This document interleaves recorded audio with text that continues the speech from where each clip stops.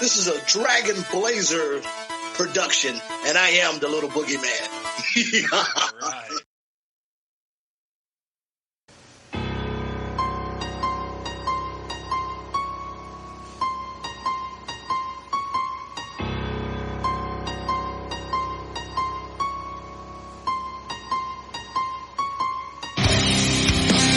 Coming down the aisle, your podcast tag team champions of the world, Boomer and Blaze.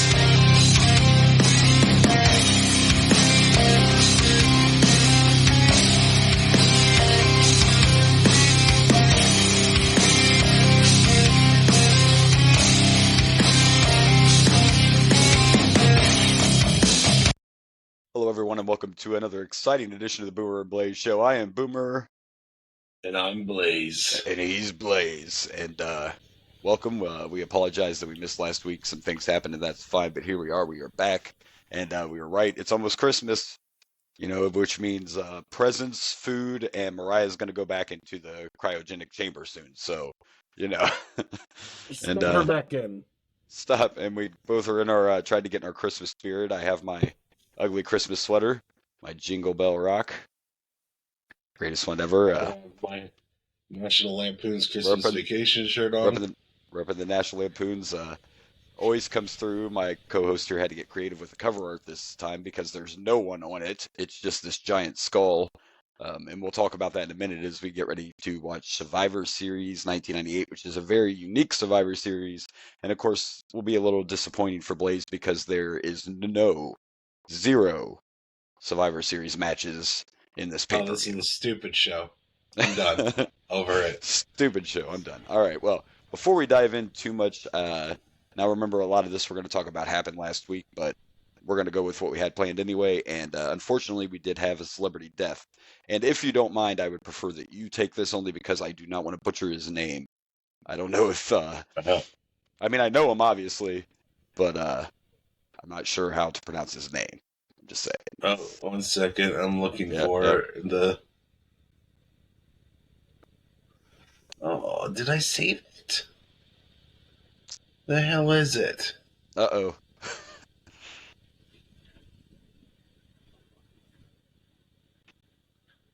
1 second. Oh, there it is. He's got it. It's fine. Oh, man. Yeah, I'm not sure if I know how to say it either. Well, everyone will know who it is. Andre Braugher. Yeah, he was. I loved him, and I guess he's been in a couple other things, obviously. But what I know him from is Brooklyn Nine-Nine. Brooklyn Nine-Nine. Yeah, he was the captain. His voice was amazing. Yeah, I mean he has been in a lot of stuff throughout his career and some guest roles in movies and blah. But it's the same thing I know him from the most. Hilarious show. And yeah, it was sad to hear. I mean, we've kind of went a while, right? Raymond Holt was his name on the show. Yeah. Great show too. Which I never watched it. What was it? It was just like a year or two ago that I actually watched it. I had never watched that show ever. And it was on my list of things to watch. And then I got into it, and I think it didn't take me long to binge the whole thing. I actually, I believe, if I remember right, I watched it from the beginning. I was right there. New episodes come out. I was watching it. And the reason why is because I love Andy Samberg. And this was his first foray after Saturday Night Live. This is his first big show. It is the only big show to my knowledge. I don't think he's done anything. I mean, he's done movies and stuff. No, he was on. It's slipping my mind right now. He was on a crime TV show for a while. I just can't remember the name of it off the top of my head because it wasn't something I watched.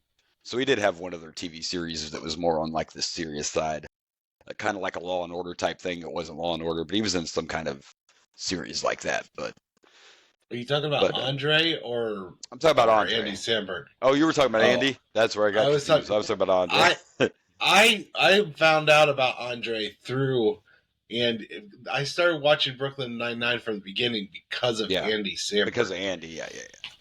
Yes, because of your love for Saturday Night Live. Yes, and he was really awesome on Saturday Night Live. So I was excited to see him in a TV show outside of Right. sketch comedy. Right. And then I ended up loving like all the characters on the show, Andre included. Yeah. Every Yeah. character is fantastic. Oh yeah, very very good show, and a great actor. And our thoughts and prayers go out to his family, of course. And I just thought we would get that out of the way so we can move on. And as you may or may not notice, I'm going to throw you out in a minute. But my co-host is a little under the weather, but he's a trooper, and he's like, we got to do it. We got to do it. So he's going to fight through this, and Yeah.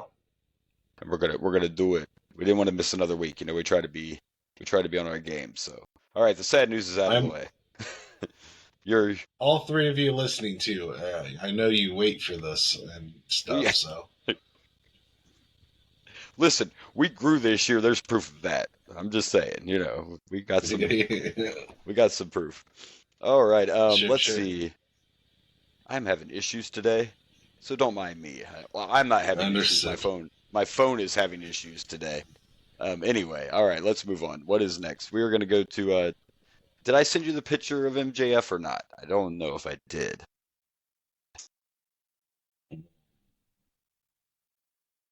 Not sure. I don't have anything on here that says MJF. Okay, then I didn't send you that. All right, so let's move on to what I did for Christmas. So it's Christmas time, so I decided I would do something. I was trying to think of some kind of topic we could bring up. So what I did is I looked up. I was born in 1980. You were born in 1982, correct? So Correct. I looked up what the number one selling toy was for Christmas the years we were born. So that's what those two graphics are I sent you, because you were probably like, why did you put my... But anyway. So in 1980, a little confused. You were like, what is this? In 1980, the number one selling toy was everybody's favorite, most exciting thing to play with. The thing that I've never been able to solve, but the Rubik's Cube was the number one selling toy in 1980. I have never been able to finish a Rubik's Cube. Just throw that out there. I never remember complete. Have you ever done one and got it all? Have you ever done that? That you can recall? No, but my uncle was really good at them. Yeah. I can remember getting really close a few times to where I had only one or two rows that weren't right, but yeah, I've never been able to. I remember trying, and I remember getting really mad. That's what I remember about the Rubik's Cube. So, and you see, and that you see the expression on my face, because that's how I'd feel if I got a Rubik's Cube for Christmas. By the way, coincidence that I can tell I have this same Christmas sweater on in that graphic right there. I can see the bell sticking out. That's the rock. So there you go. That was the number one selling toy in 1980 was the Rubik's Cube, and then 1982, I think you had a better toy than me. You had a toy in 1982 that was popular, that's still popular today. The most popular toy of Christmas in 1982 was My Little Pony, and My Little Pony is still going, man.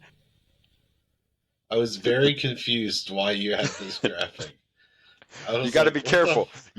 The student has become the teacher. See, you taught me how to do this stuff, and you this is what happens. My Little Pony. I think it looks great. Look, you could be a brony or whatever they call themselves. There are dudes that collect My Little Ponies. You could be one of those. There sure are, and I'm not that. You're not one of those. You're gonna stay away from that. No, I'm not a brony. You're not a brony. Okay, well, but there you go. So that was my little Christmas thing I pulled out of my hat. Maybe you'll get a My Little Pony for Christmas. Maybe that's what you'll get this year. No. Oh, and I forgot to mention, speaking of Christmas, so this morning while I was waiting for us to start recording, and I'm trying to find something to watch, everyone's favorite classic Christmas movie was on, Santa's Sleigh. Now, I know you know what that is. If our listeners don't, you need to watch this. This is Bill Goldberg stars as Santa. Oh, was it Goldberg? Yes. I wasn't sure if it was Goldberg or Nash. Yeah, Goldberg. Yeah. Was it Nash and something like that too? I think so, but man, Goldberg's, it's really over the top and it's really cheesy, but it's nice and bloody, and He's a very I've good never evil seen it, Santa. but I've heard of Uh, it. the opening scene, and I can't even remember who all's in it. Like Chris Kattan, there's all these stars in the opening scene having dinner, and he kills every fucking one of them right away. Like that's how the movie starts. But anyway, that's a different subject.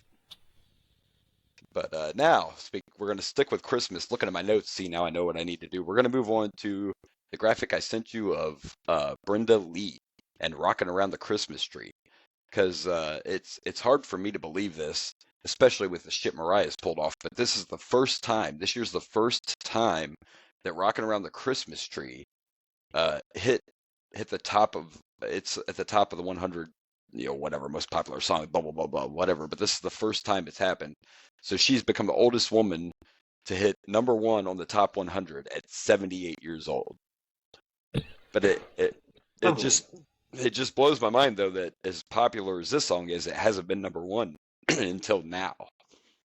And a fun little side note is Brenda Lee was 13 years old when she recorded this song, and here she is 78, Really? and it's 13 years old when she sung "Rockin' Around the Christmas Tree." That's kind of great. I didn't even know that.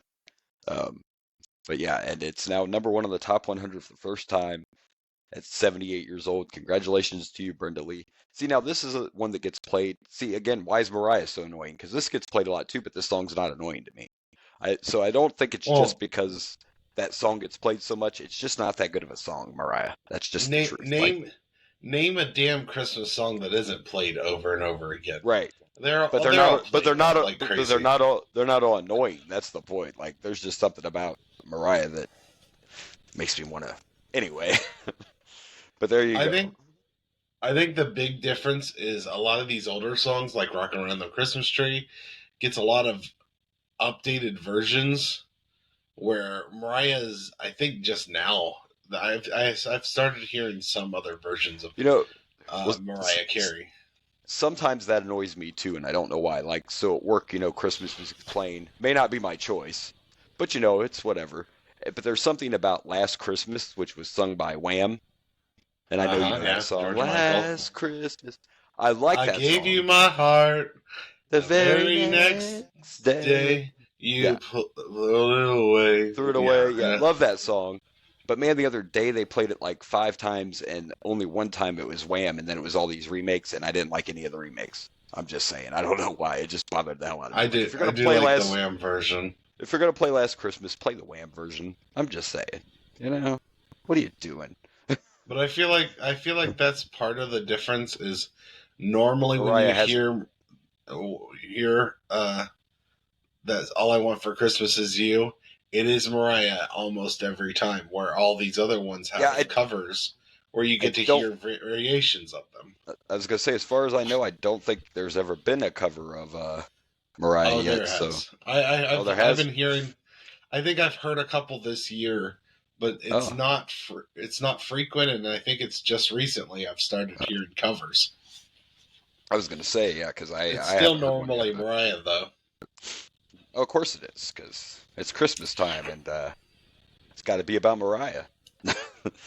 But that's okay. It's almost over. We won't have to listen to the Christmas music anymore till next year. So it's gonna be okay. All right. Well, Oh, yes. Nope. Oh, you good? Thought you were adding something. oh, Tannenbaum, oh, Tannenbaum. Sorry. This guy, he can't take him anywhere. All right. Well, as sad as it is, I think that's all my Christmas jabber. I think that was everything I had to cover. But You didn't have a Christmas argument for us to fight about? I wish I did. I told you this year was going to be hard, because I used all that great material last year. The Rudolph thing's That's still on true. fire. The Rudolph thing's still on fire from last year. That TikTok's just Uh, blowing up all over again. We were talking about yeah, how the bullied Rudolph, he was totally bullied. he was.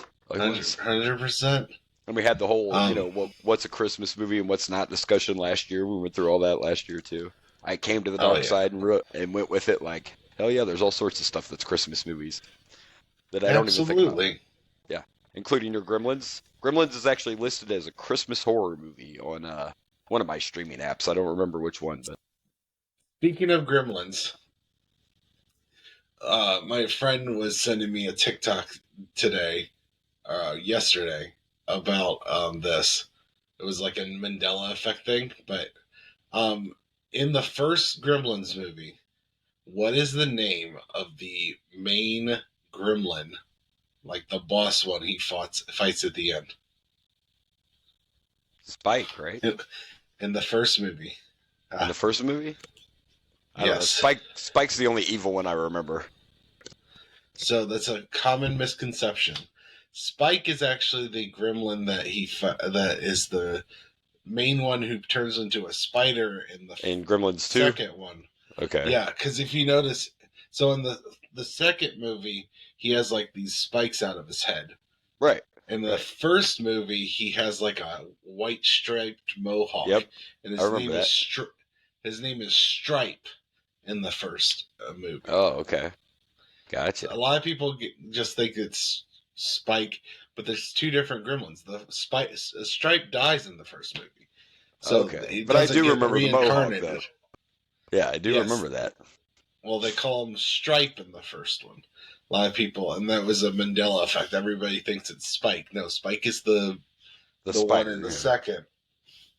Spike's the second one. Stripe is the first one. There you go. Oh, well, here's something I could share with you that's not going to cause a fight. But when I was looking up the number one toys for us, I was trying to find like other things. So I looked up like songs and movies, but it was horrible. It was horrible. It was stuff I never even heard of. Like the number one Christmas song in 1982 was "Save Your Love." Never even heard of that. "Save Your Love" by Renee and somebody. But A Christmas Carol, the TV show, the TV movie, A Christmas Carol, was the number one Christmas movie.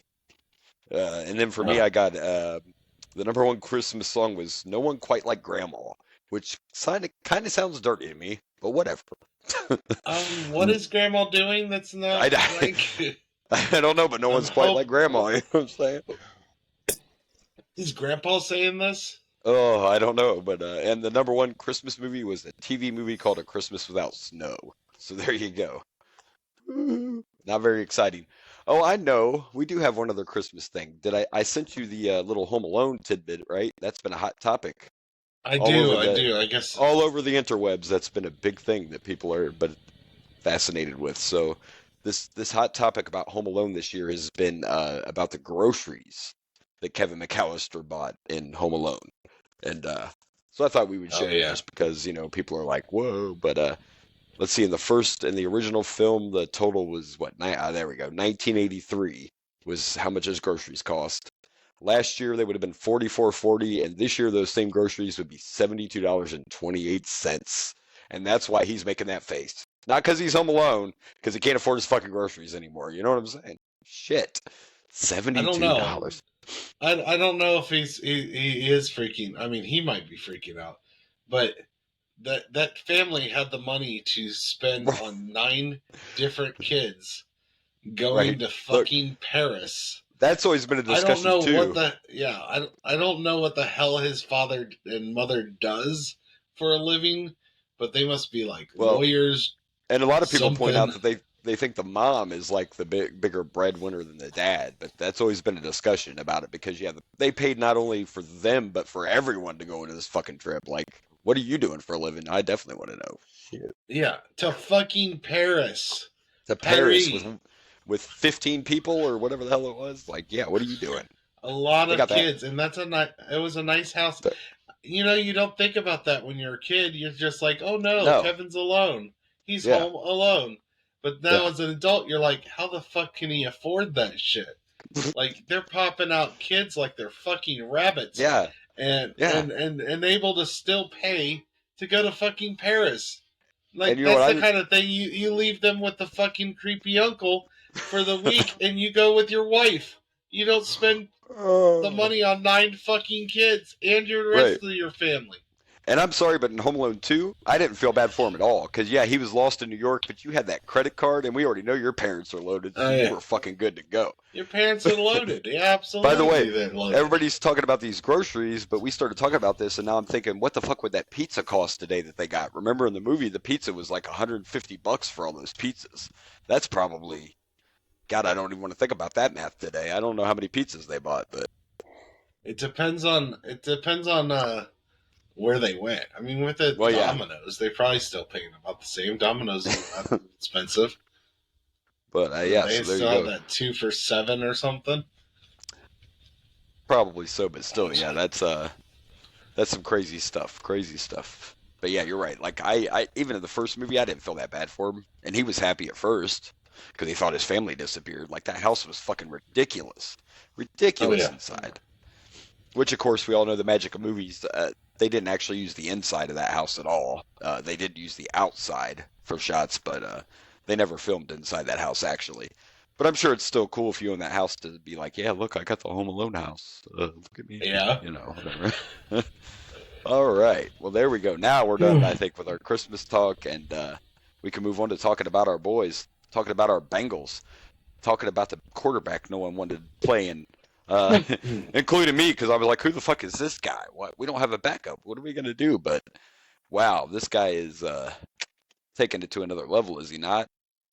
He's breaking records Yeah. like it's insane what they can do. And I was at work during this last game, of course, because that's the restaurant life. But it happened to be on the projector TV out in the dining room, which you can see from the line. So I may have been peeking at the game a couple of times. But the Maybe. Bengals win again.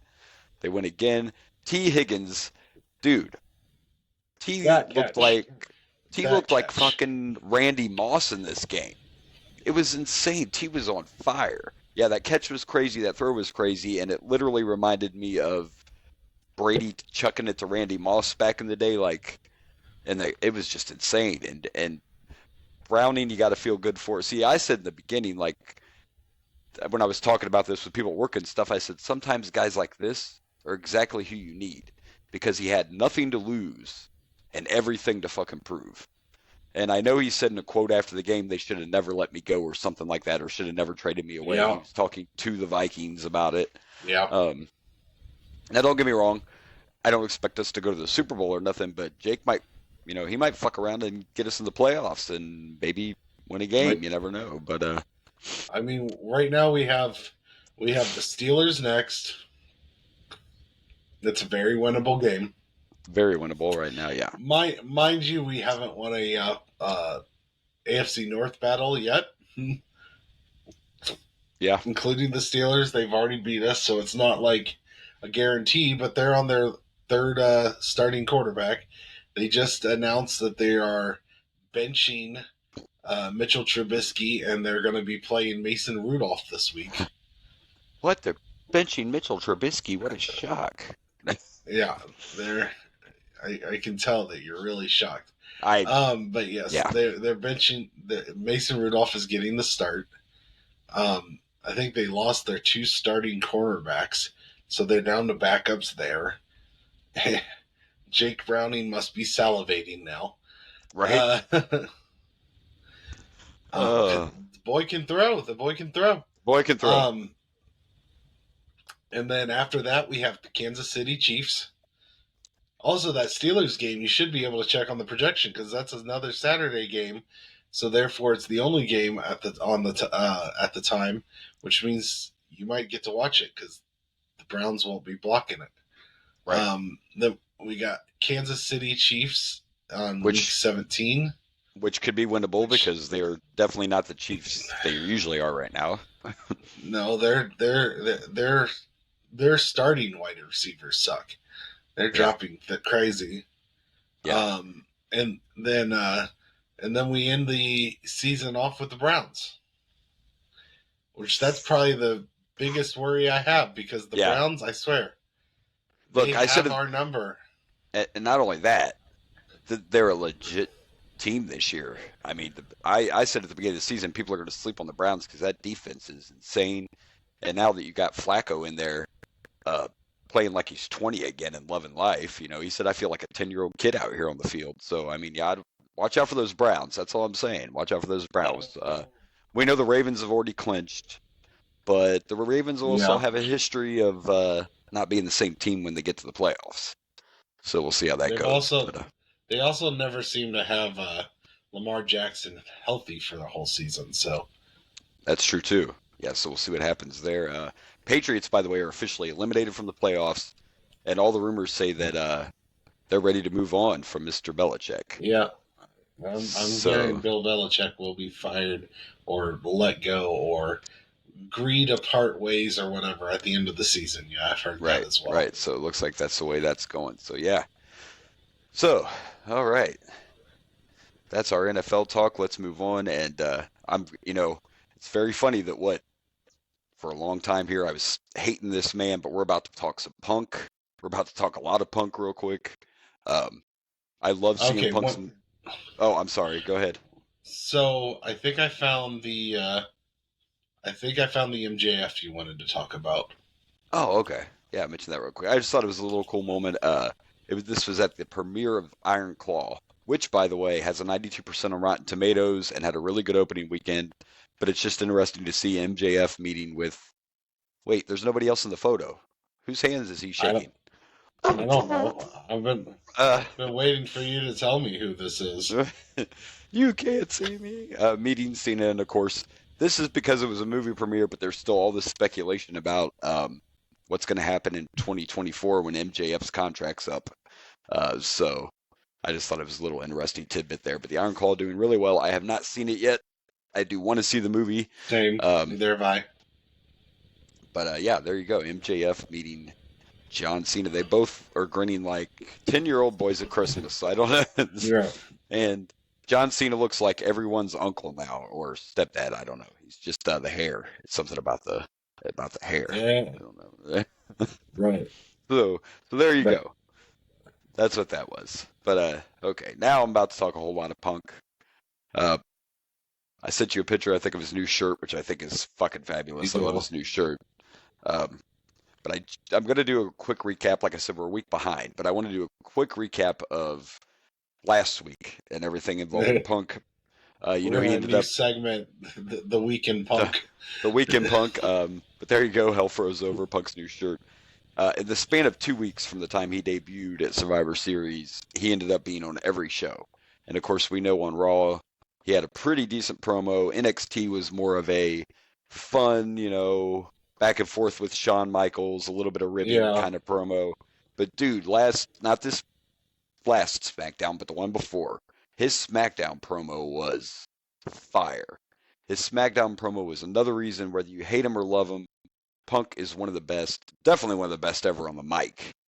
And it's a lost skill. There's not a lot of great people on the mic anymore. But when he was on SmackDown, he was talking about if he was going to be in a tag match, who some of his partners could be.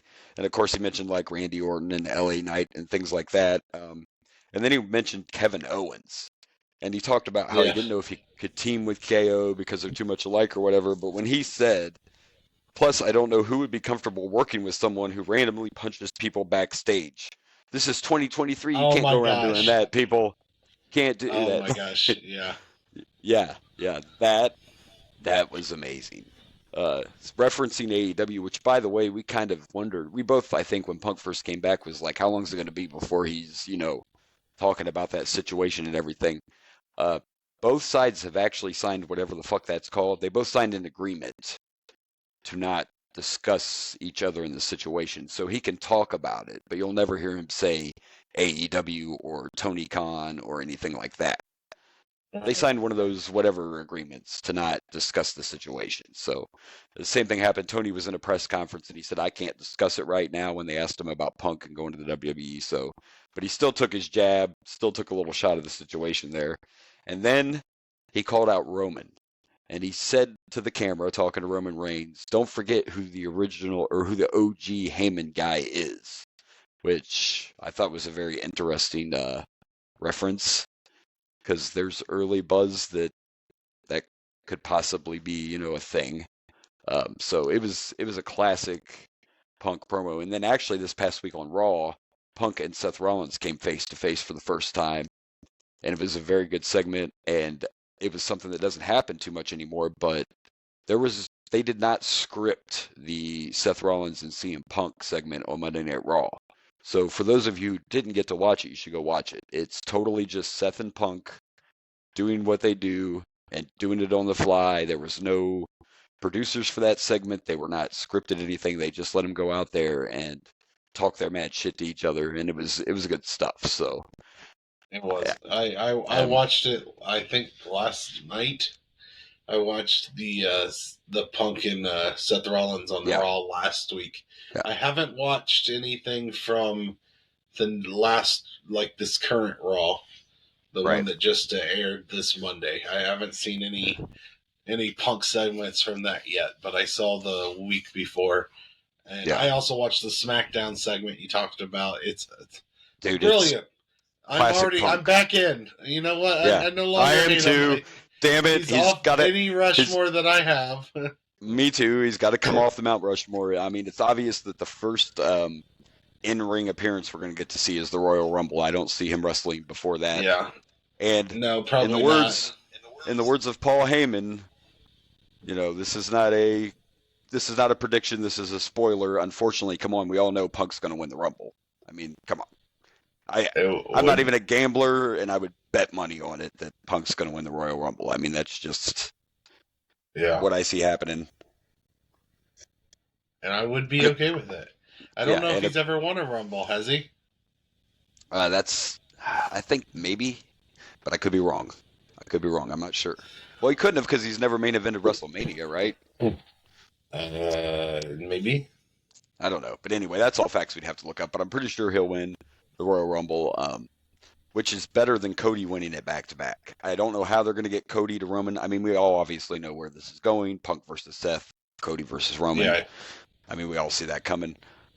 We found out on SmackDown that Randy Orton is going to challenge Roman Reigns for the title at the Royal Rumble.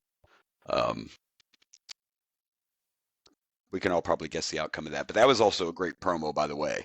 And, of course, I shared part of that on our TikTok page. I just watched it. Yeah, when Randy was like, called him a legend. You are a legend, yeah. Yeah, a lot's changed, but there's one thing that hasn't changed. I'm a legend killer. Like, that was good stuff. And Randy looks really good, by the way. Randy doesn't age. I don't know how he found the fountain of youth, but he's still looking really good, looks in great shape, and it's good to see him back.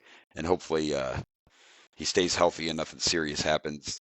And I don't want to forget to touch on that. I made a note and almost forgot. And I didn't see the actual match, but on NXT, I can't pronounce his first name, but Dragunov was facing Ridge Holland and defending his title, and he got legit hurt. This is not a storyline. This is not the old school days where they used to stretcher guys out like you could tell. I saw a little bit of the footage, and he was laying in the ring with his hand kind of stuck in one spot, and he couldn't move. So he's legit hurt. And the other thing that sucks about this, and a lot of people probably forgot, but Ridge Holland's the same guy that injured Big E. Oh. And I know it's not intentional, but it's showing that maybe you're a little unsafe. Especially after, we don't even know if Big E's ever coming back, and we don't know what's wrong with Dragunov yet. And again, I'm not saying Ridge meant to do it, but if there's a history of this, it means you're a little bit unsafe, maybe too aggressive with some of the stuff you do. Something, I'm sure he feels bad enough, but hopefully Dragunov's okay. I haven't seen any updates yet as far as what his injuries are, but I just wanted to make sure that we threw that out there. So there you go. All right. I might be done. I think I'm done, except for one thing. But I think we've covered everything we had, right? Yeah. Well, let me look. Yeah, because my phone's acting weird, so I can't really. My gallery's not working properly at the moment for some reason.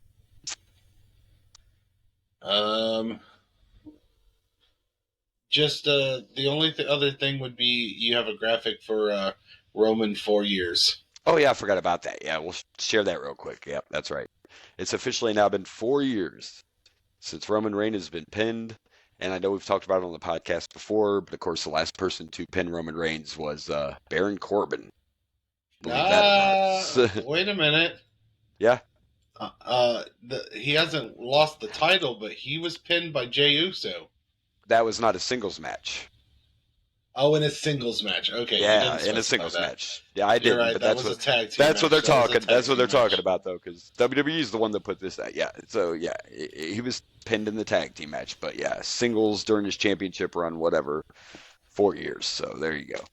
The big thing on the internet though now is everybody keeps comparing Roman to not just Hulk Hogan, but these other like Bob Backlund and Hulk, comparing how many matches and how many title defenses they've had. But it's a different era in wrestling. That is part of it. Now, I'm not saying Roman couldn't have more championship matches, but it's different than it was back then. And they're like, well, Hulk Hogan defended the title 300 times. Yeah, but it wasn't on TV. You know what I mean? Like Hulk Hogan was defending that title at house shows and stuff. Like, leave Roman alone. We all know what the thing is. You know what I mean? Like, times have just changed. Times have changed. There is a big rumor that once all this is over and Roman's bloodline story is over and all this, that he's going to be taking quite a bit of time off from WWE. So, which would I make mean, sense because let's be realistic. When he loses the title, he has to go away for a while because you know he just has to. He has to disappear. That's just what makes sense is for him to disappear for a little bit after he loses the title. So, but there you go. 4 years for Roman. Now I think we're ready for now what we're we ready. do. What we do every week. It's time for the Chic Tweet of the Week. Cheek tweet. And this one is, I don't know, I guess the Sheik wasn't a big fan of this film. I don't know, but here we go. The Sheik tweet is, I'll be honest with you, E.T. Bubba. You could have phoned home in the first 10 minutes and saved us all the trouble, you dumb son of a bitch. Apparently, Sheik was not a big fan of E.T. I mean, he's not wrong either. He Phone could have just home. called right away and that would have been it. Cut that shit, movie over. Yeah. So there you go, the Sheik tweet of the week. All right, so we are getting ready, of course, to watch Survivor Series without any Survivor Series matches. So my co-host is very, very, very disappointed. But this is I all because believe of the this. word is salty these days. This is all because of this thing between McMahon and Austin and Kane and Taker. We have no champion, so we're going to crown a new champion. I think the most surprising thing to me about this particular Survivor Series happening is that we all know Vince McMahon doesn't like tournaments. But yet you did decide to have, for the second time in history, because one WrestleMania was a tournament for the world title, so here for the second time, we're making a pay-per-view a tournament for the world title. So, just saying, Mr. I don't like tournaments. Well, I'm upset there's no Survivor Series matches, but I do love me You a know good what? tournament. I Real do. quick, real quick before we start this, I forgot to share something that I got myself for Christmas. Not that you'll care, you're right, but for not just for me, but for any Hogan collector, I actually got a hold of one of the Holy Grails. It's not in mint condition at all, but I actually got a hold of the Sports Illustrated with Hulk Hogan on the cover. That, my friend, is a Holy Grail collection piece for sure. Like I said, not in mint condition, but there you go. I got some more stuff for my nerd display for Hulk Hogan. That's a really cool find. I only paid $20 for this, which is crazy. You can't even normally find it, but I mean, like you can see where the label got ripped off of it. So it's not in mint condition, but we all know my Hulk Hogan shit's just for me, so who cares? Anyway, there you go. All right, well, let's Right. do it. Survivor Series 1998, the tournament to crown a new WWF champion. Let's go. Do it.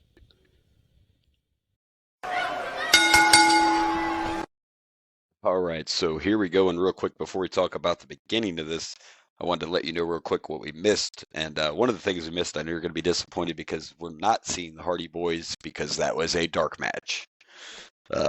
Yeah, the Hardy Boys No. versus Too Much was a dark match. And then on Heat, we missed Gangrel against Steve Blackman and the Job Squad against the Legion of Doom, which is now Animal and Draws. No more Hulk. But there you go. So no Hardys yet. But we're close. We're getting closer. We're getting closer to the Hardy Boys. I mean, I could be wrong, but I don't think they come to the. I don't think they debut real big until they take over as the Brood. I could be wrong though. But anyway, here we go. We know this is a tournament for the title. We get Vince McMahon kicks this off. He's got his goons with him. He's got Sergeant Slobber, and he's got his new bitch boy, the Boss Man, all out there, and he's talking about how he promised us a champion and how he's going to introduce the first match and participants. So it's Mankind against a mystery opponent. Mankind comes out, and he has the Hardcore Championship now, so that's been introduced, and he's wearing a tux, and he looks so weird because all the facial hair's gone because he's corporate Mankind now. And then Vince goes to introduce his opponent, and he makes this big, long speech about this cornerstone and this guy that fought back from injury and blah, blah, blah. So let me give you the quick backstory. The reason that Vince did this big, long speech, if you notice some of those references, the internet is a thing now, and rumors and all that are starting to become popular, and fans were convinced Shawn Michaels was coming back to be the mystery opponent. So that's why Vince made that big, long speech and referenced the injury and the returning. But then when he said the guy went to WCW, the fans were like, huh? So he does this big, long spiel about this great athlete, and it ends up being Dwayne Gill, who no one knows yet, but of course later, I love it. He becomes Gilbert. But it was also funny, which I don't know if you noticed because they didn't show a bunch of shots of it, but they gave Dwayne Gill a Titantron video, and his Titantron video was him taking everyone's finishers. That's what the Titantron was. Like you saw Jimmy Snuka giving him a splash and Jake giving him a DDT. Like his whole Titantron was just him getting fucked up. So, ladies and gentlemen, this was just a comedic segment to open up the show, and the match was literally 30 seconds long. In case you were wondering, Mankind won with a double wristlock DDT. So this wasn't really, I mean, are we even ranking this? It was a squash match. It wasn't even really a match. You were like, do I have to make a graphic? Which is why you got this, because I found this and I was like, yes. Yeah, that works because it wasn't a match. This was a comedic segment just for whatever reason, to stir up the internet, to make people talk, whatever. So, and some of it was funny. Well, it was a good story too, Right. It was Vince McMahon pretty much giving Mankind the easy win for the tournament. Exactly. Yeah. So yeah, but it was great. And I mentioned too, though, because this is a normal length pay-per-view and there's 14 matches. Some of these matches are going to be short. That's just part of it. But this wasn't. I don't know about you, but this is a 5-star match right here. 5-star. I mean, match. the battle between Mankind versus Gilbert. Dwayne Gill. I mean, come on, that is. By the way, they gave Dwayne Gill deserves in the Hall of Fame for one of the best matches of all time. They gave Dwayne Gill pyro too, and he jumped when the pyro went off. Like it was good stuff. It was a comedic segment. I'm not going to give it anything because it was just something's beeping. Sorry, I don't know. Maybe you can't hear it on the podcast. It's someone outside. Oh, I thought it was here. But anyway, yeah, I'm not going to give it any. I mean, it was the opening segment. That's all this was. It was a comic relief. So, but there we go. First round victory for Mankind. He moves on in the tournament. So there you go. Let's see what's next.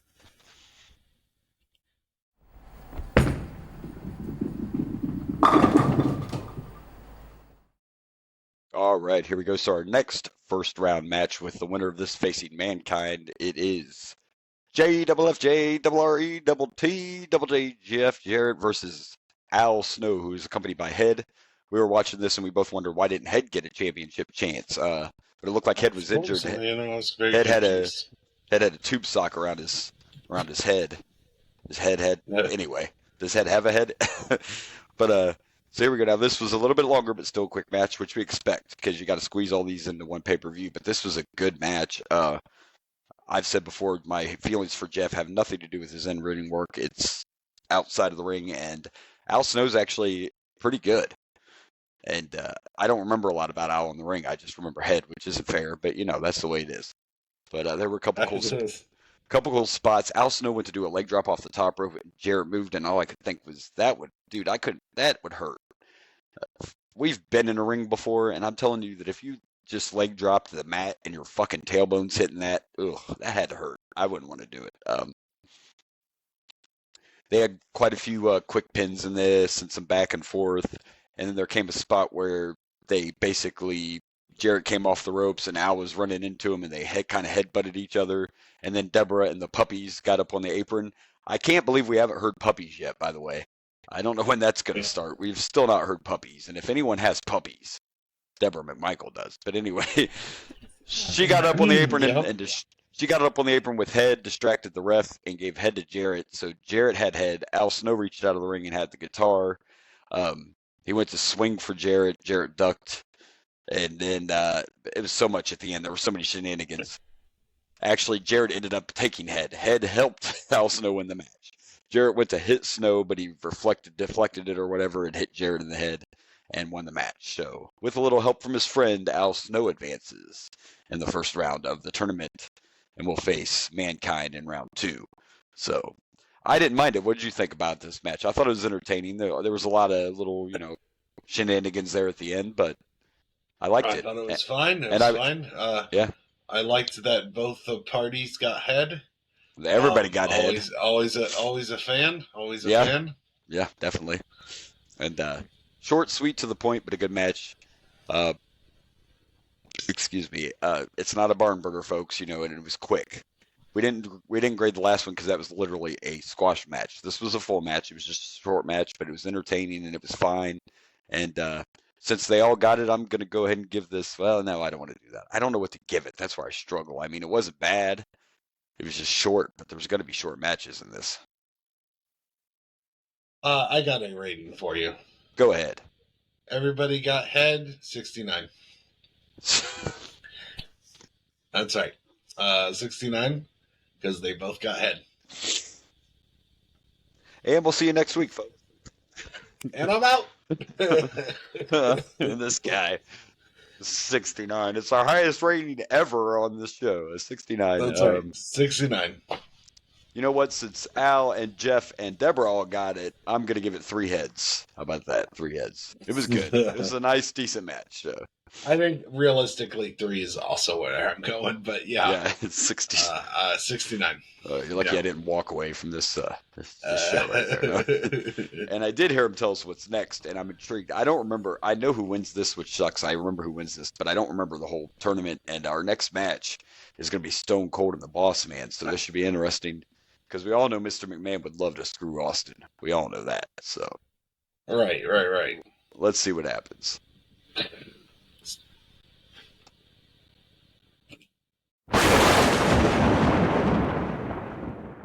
All right, here we go. By the way, we forgot to mention in our last segment that after the first match or before or whatever, we saw a little backstage interview with Sable and about how Jacqueline attacked her on Sunday Night Heat and they'll be fighting later. And I just wanted to mention that. But here we go. Our next match, Stone Cold Steve Austin against the Big Boss Man. And, of course, Boss Man is head of Vince's security. Top flight security, Craig. These two started going at it before they were even in the ring. It was hard-hitting, and I actually like the way it finished because this is good storytelling.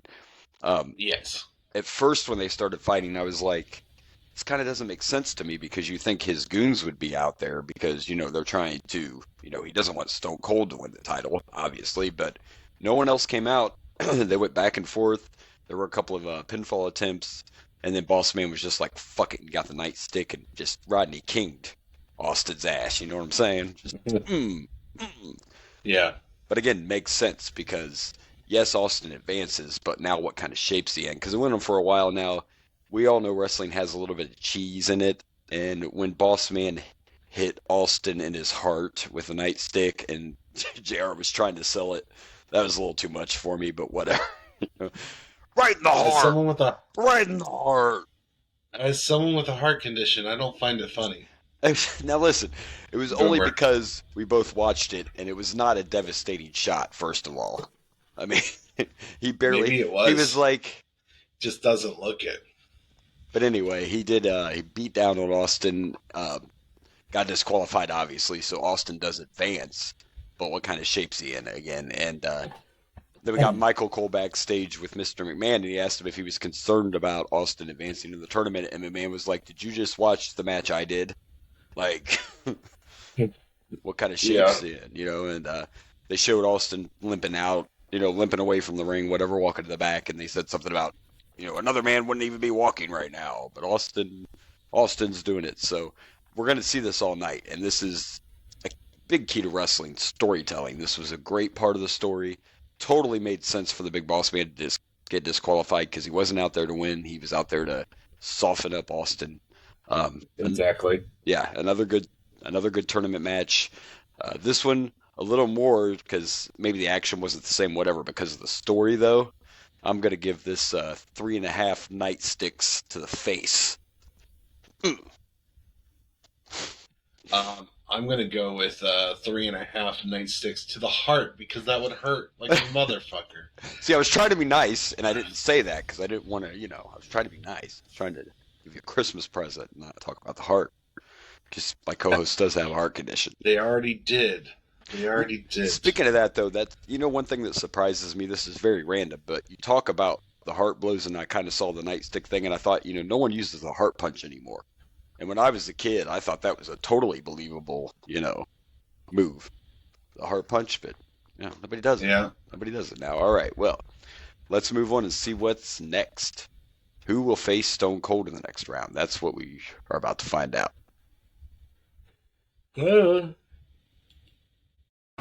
Here's the cover. Can he do it? Kick out at 2.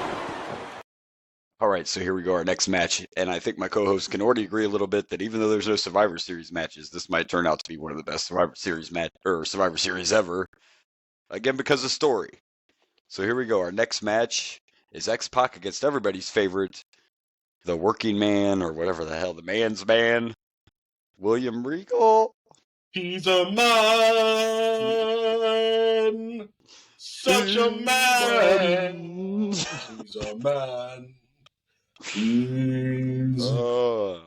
I love it. I love his song. I know that song. I've heard it before. I did not know that William Regal ever had that as an entrance music. Yep. And it's great. This was when he first came in.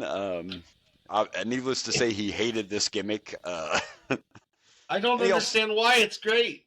And he also had he had a few drug problems at this time too, so that probably didn't help. But here we go. It's the best entrance music of all time. This is the GOAT of entrance music.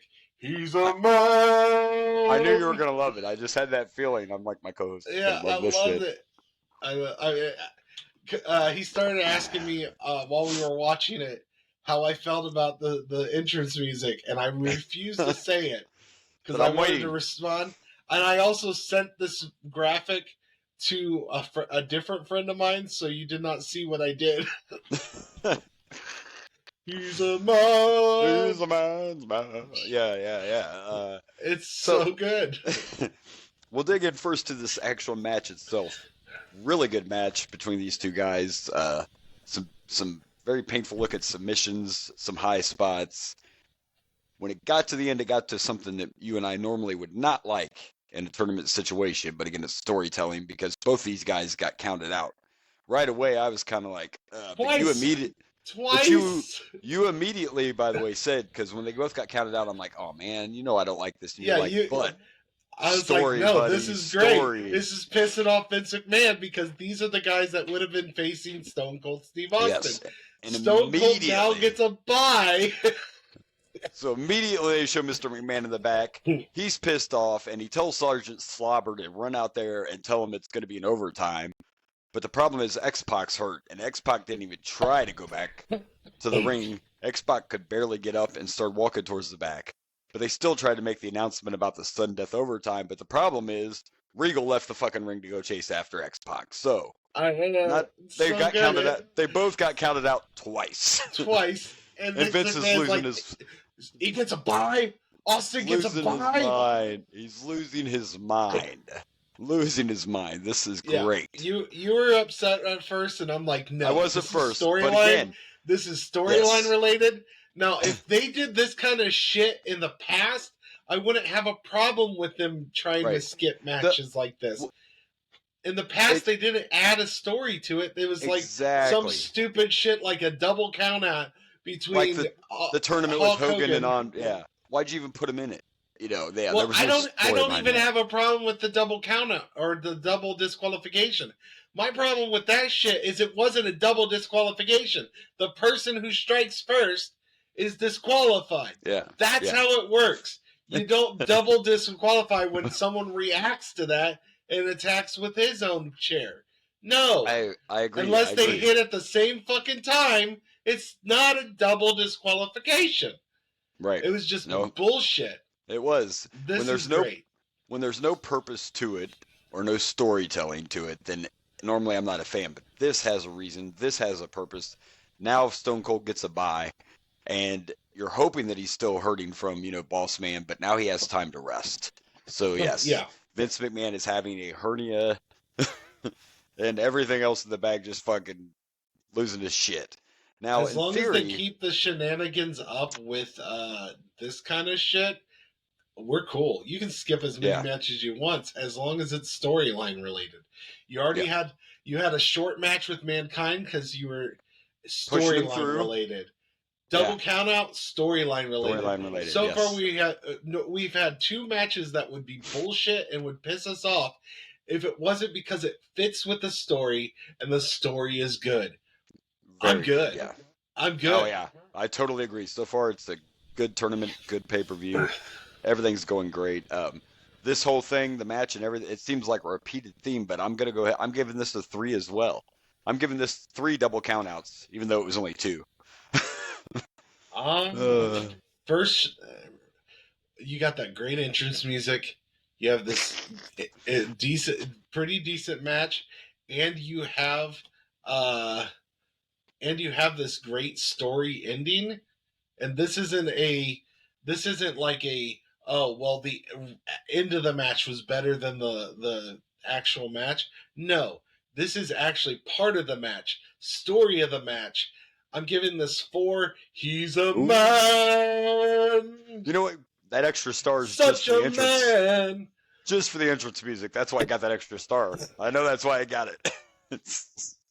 Well, and the story. I love the story being told. He's a man's man. It is. It's a great story that's going to continue to, go out throughout this tournament. So, yeah, it's good stuff. All right. So, we know because we didn't pause quick enough that we have Shamrock next. As a matter of fact, if I remember right, I think it's another Rock versus Rock. I think we're getting a rematch. Rock. Versus Rock. This is like the 3rd match, isn't it? Yeah. 3rd or 4th? I think be about the 3rd or 4th time. Yeah, so. Well, at least on pay-per-views. Exactly. All right. My little rant there has really messed with my throat. Yeah, see, he's like, I'm not going to talk much on this pay-per-view, but see, he found something he had to talk about, so it's all right. I loved this one, absolutely. He's a man. All right, well, let's go to the next match and give your voice a rest. Let's do that. Yeah, you're lucky I didn't unironically just start making this a 5-star. I almost did. I went with 4. I went with 4. Ford. Almost. Oh, you're just that close. Having no problem with that balance, man. It's countdown's gone down. Oh. All right, here we go. I was totally wrong about our next match. Our next match is Ken Shamrock versus Goldust. My bad. One rock's just like the other. You know what I mean? Yeah. Anyway, and I forgot to mention, we kind of talked about this a little bit with the last match, but 3 days after this pay-per-view, the man's man got sent home for some drug problems. So just thought I'd throw that out there real quick. You know, another thing I forgot to mention is, one thing I do like is William Regal's motivation for attacking X-Pac is that he feels like the European title should not be on a American. And that was his motivation for fighting X-Pac to begin with. Like, they've been feuding apparently. Right. Well, I thought I would point out this part of it because I just knew you'd be sad because you're not going to see this version of William Regal anymore. So yeah, he doesn't come back. One quick. He doesn't come back till 2000, and by the time he comes back, then he's just being Lord Steven Regal or whatever they made him when he first came in. But there you go. So. Oh man, that was such a great entrance music. I'm only going to get to hear once on here. Once, that's it. Yes, darn it. All right, so our next match was Goldust and Shamrock, and I'm okay with the fact that this one, I mean, all this ties into the story, but this was just a match. This was kind of just to come down. There were no shenanigans. There was no interference from Vince or anything, so this was just another tournament match. It was a pretty good match, and I've been a big fan of Shamrock, but he tried a Hurricane Rana, and let's not do that again. Fair enough. Just saying. I don't know how you can pull off moving in slow motion in real time, but somehow that happened. But other than the Hurricane, it was a pretty good match. Some of the stuff Shamrock did looked even more impressive just because Goldust is so big. You know what I mean? Like, he's so much taller than Shamrock, so some of the suplexes and stuff looked pretty intense. And of course, once the ankle lock got put on, game over. Game over. Shamrock looked bigger to me. I don't think he is, but he just looked massive in this match. Very intense. You know, it was a good Shamrock match. I've become a Shamrock fan all these years later. Who knew? Sure. Who knew? But another solid, good match, man. This has been a good pay-per-view. I'm going to sound like a broken record. I see another 3 here. I mean, I don't see any reason it's not a 3. It was a good, solid match. I'm going to go with 3 awkwardly placed Hurricanranas. It was. Luckily, Shamrock wasn't hurt because Shamrock actually landed on his head while it was still bent. Like, it just looked rough. Stay off the top rope. It almost looked like he did it too slow. It is the way I took it. It's like, yeah, and what you say makes sense because, and that's why he landed funny is because he didn't go as quick as he should have, and then he wasn't in the right position. It was awkward. It was weird. You could tell it was something he never did, and he probably thought he'd try it. But do you ever remember seeing Shamrock go to the top rope for any reason? Not really. Especially a Hurricanrana. Like, stick to what you know. Just beat the shit out of him, belly to belly, and then slap that ankle lock on. That's all we need. Right. We're good to go. All right. Yeah, I'm fine with the Shamrock being grounded. Yeah, just stay off the top rope. All right, we're going to see what's next, and I'm not going to try to predict it because I was wrong last time. It was not Rock versus Rock. So it was Goldust and Shamrock. So, all right, well, I do know the next match because they show the bracket every time. It's we get the return of Triple H. The Rock versus Triple H. Oh, The Rock versus Triple H. All right. It's actually a hell of a match to me. That sounds so. Yeah. Let's go. Yeah, all right, let's do it. Here's the cover. Hook of the leg. He did it. He did it. All right, so the next match of the tournament is supposed to be The Rock versus Triple H. We have The Rock come out first to a bunch of cheer. Rock's now a babyface. And then we hear the DX music, and everyone's waiting for Triple H to come out, but it's not Triple H. It's the Goons, Briscoe and Patterson, and they're doing the suck it and all that stuff. And they come to the ring and make this big speech about how Triple H chose not to show up, and he got tickets weeks ago, and blah, blah, blah. In reality, he's still not recovered from the knee injury, but I think they were hoping that he was going to be healthy and ready in time, and that's why they still advertised that as the match. And as a matter of fact, Triple H comes back like 2 weeks after the pay-per-view, so he just missed this window.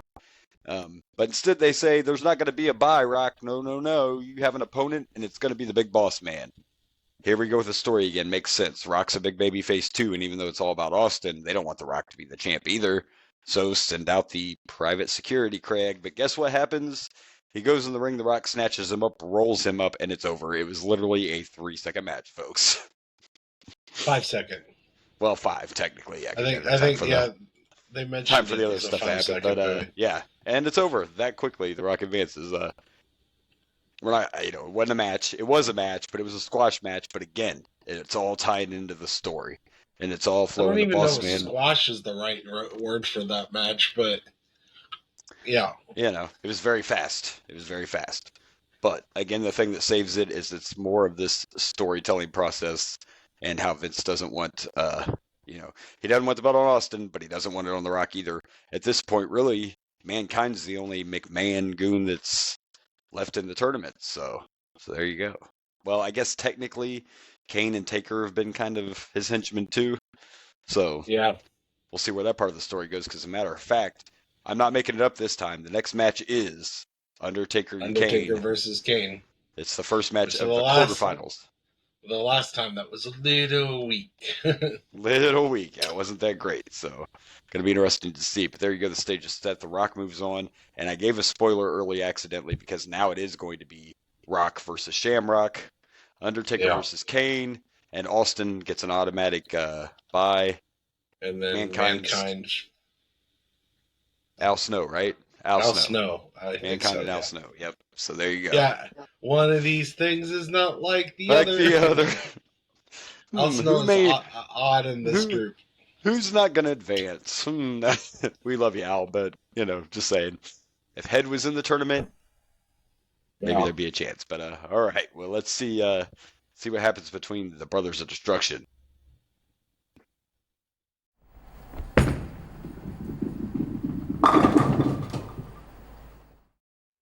All right, so here we go, and we have moved on to the quarterfinals of the tournament, and our first match in the quarterfinals is The Undertaker versus Kane.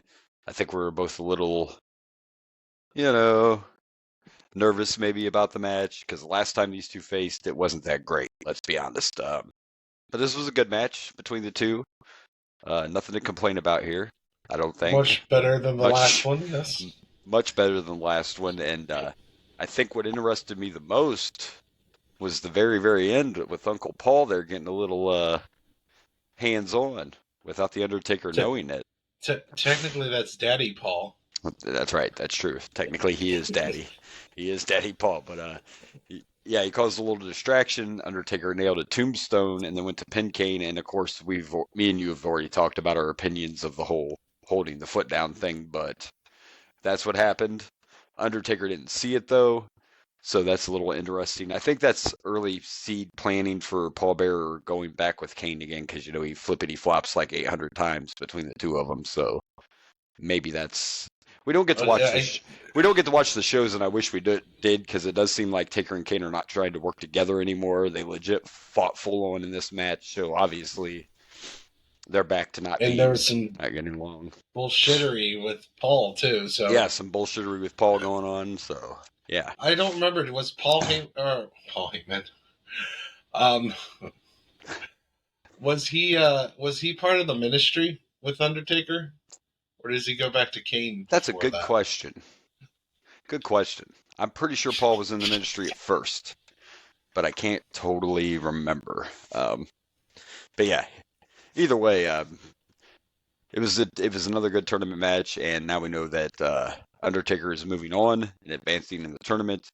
And we were most surprised though because we have 2 or 3 matches that aren't tournament matches, and we thought maybe they would have it like in between the rounds to break it up, but no, not yet. We went right into the quarterfinal. I was about to say my only hope is that at least the main, like the finals match would be the main event, but then this is Survivor Series. This is not King of the Ring, so I don't know. I mean, I think it would make sense having the title match be the main event. Yeah, so it is. The title match is the final match. That the finals is the main event of this pay-per-view. Yes, so that I do know. So that's what's funny about this, and I don't want to give anything away. Is I haven't remembered any of the tournaments so far, but I do remember how this tournament ends. So that's just one of those weird. Like I don't remember any of this other stuff in this pay-per-view, but I do remember how it ends. But we'll get to that soon. So there you go. We are moving on. Taker advances, and now I believe it's time for the match I said earlier, and I was wrong. I believe now it's time for Shamrock and Rock. I could be wrong, but I think that's our next match. Battle of the Rocks, got it. The Battle of the Rocks. Let's see what happens.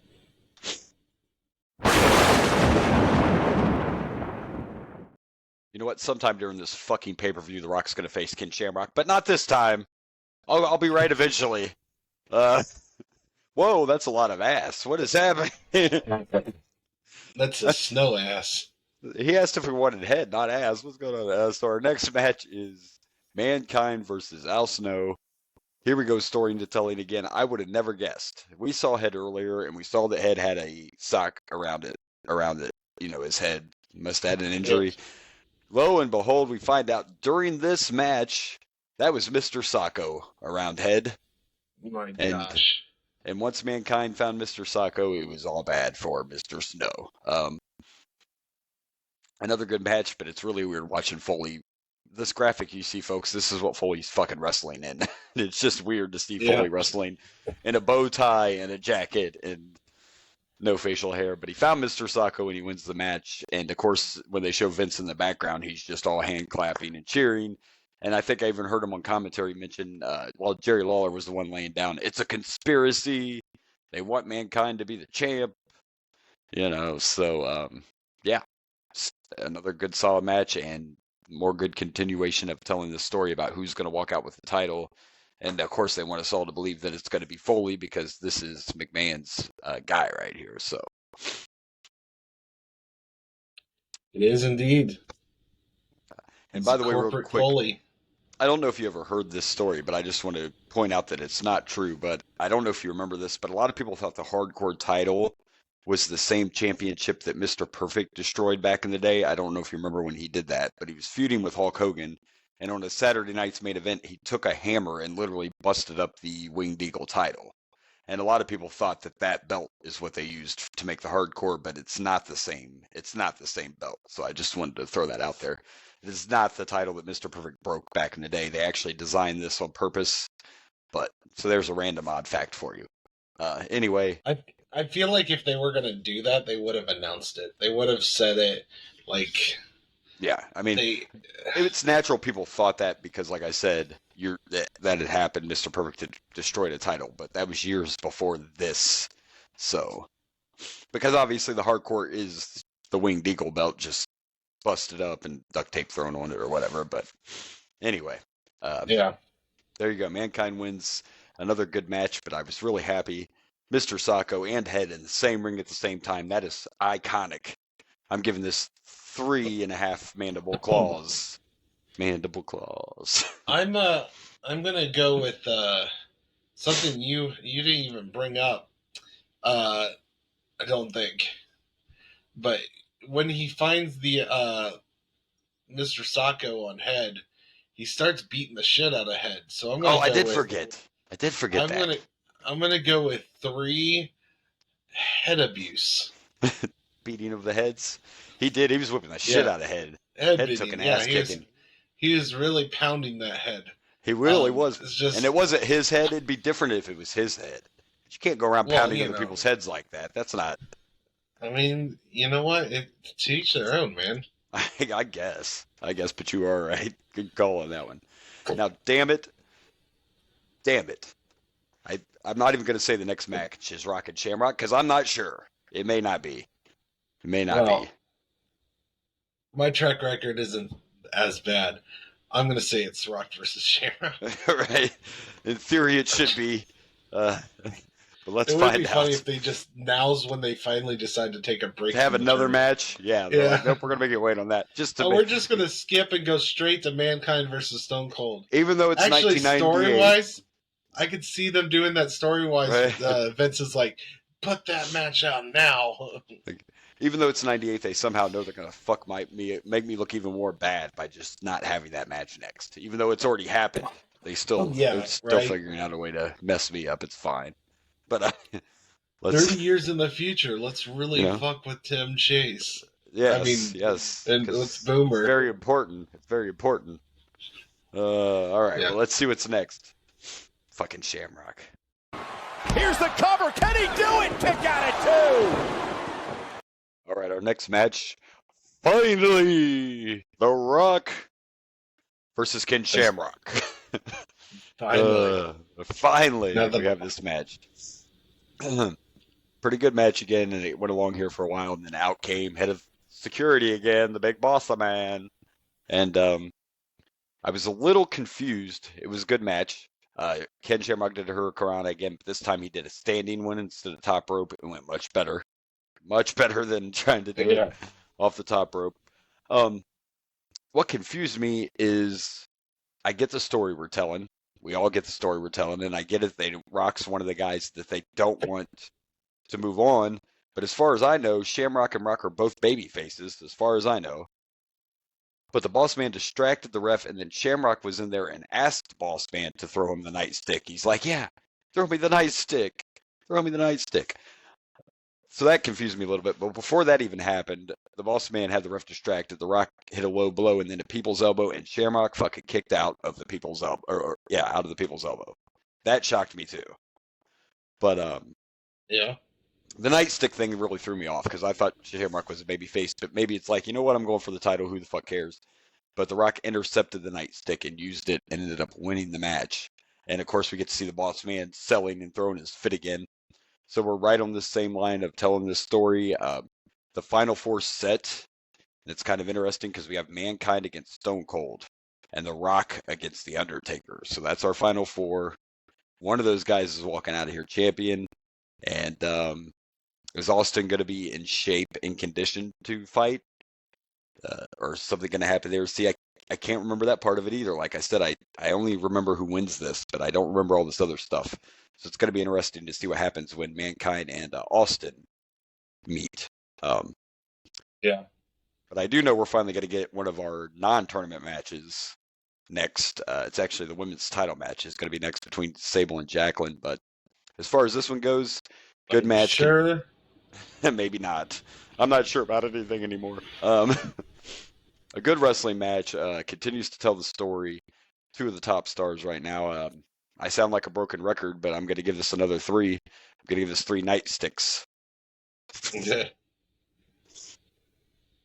I'm gonna also go with 3. 3.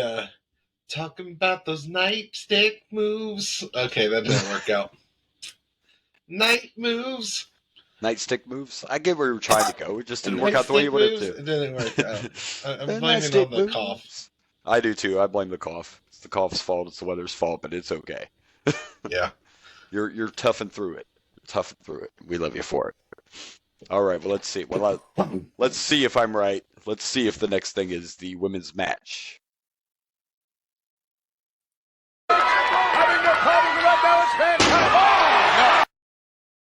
All right, so our next match was the first match that wasn't part of the tournament, but it is for the women's championship, and it's Sable challenging the champion Jacqueline, who of course is with Mr. Marrow, and of course these two have been feuding for a while. Jacqueline now with Mark Marrow. They showed some footage on how on Raw Sable was about to win the title, and then of course Mark stuck his nose in it, and this match started off fast and furious. Jacqueline was in control pretty early, and then Sable took over control, and she nailed her TKO, I think is what she calls it, and had the pin, and Marrow pulled her right off at Jacqueline.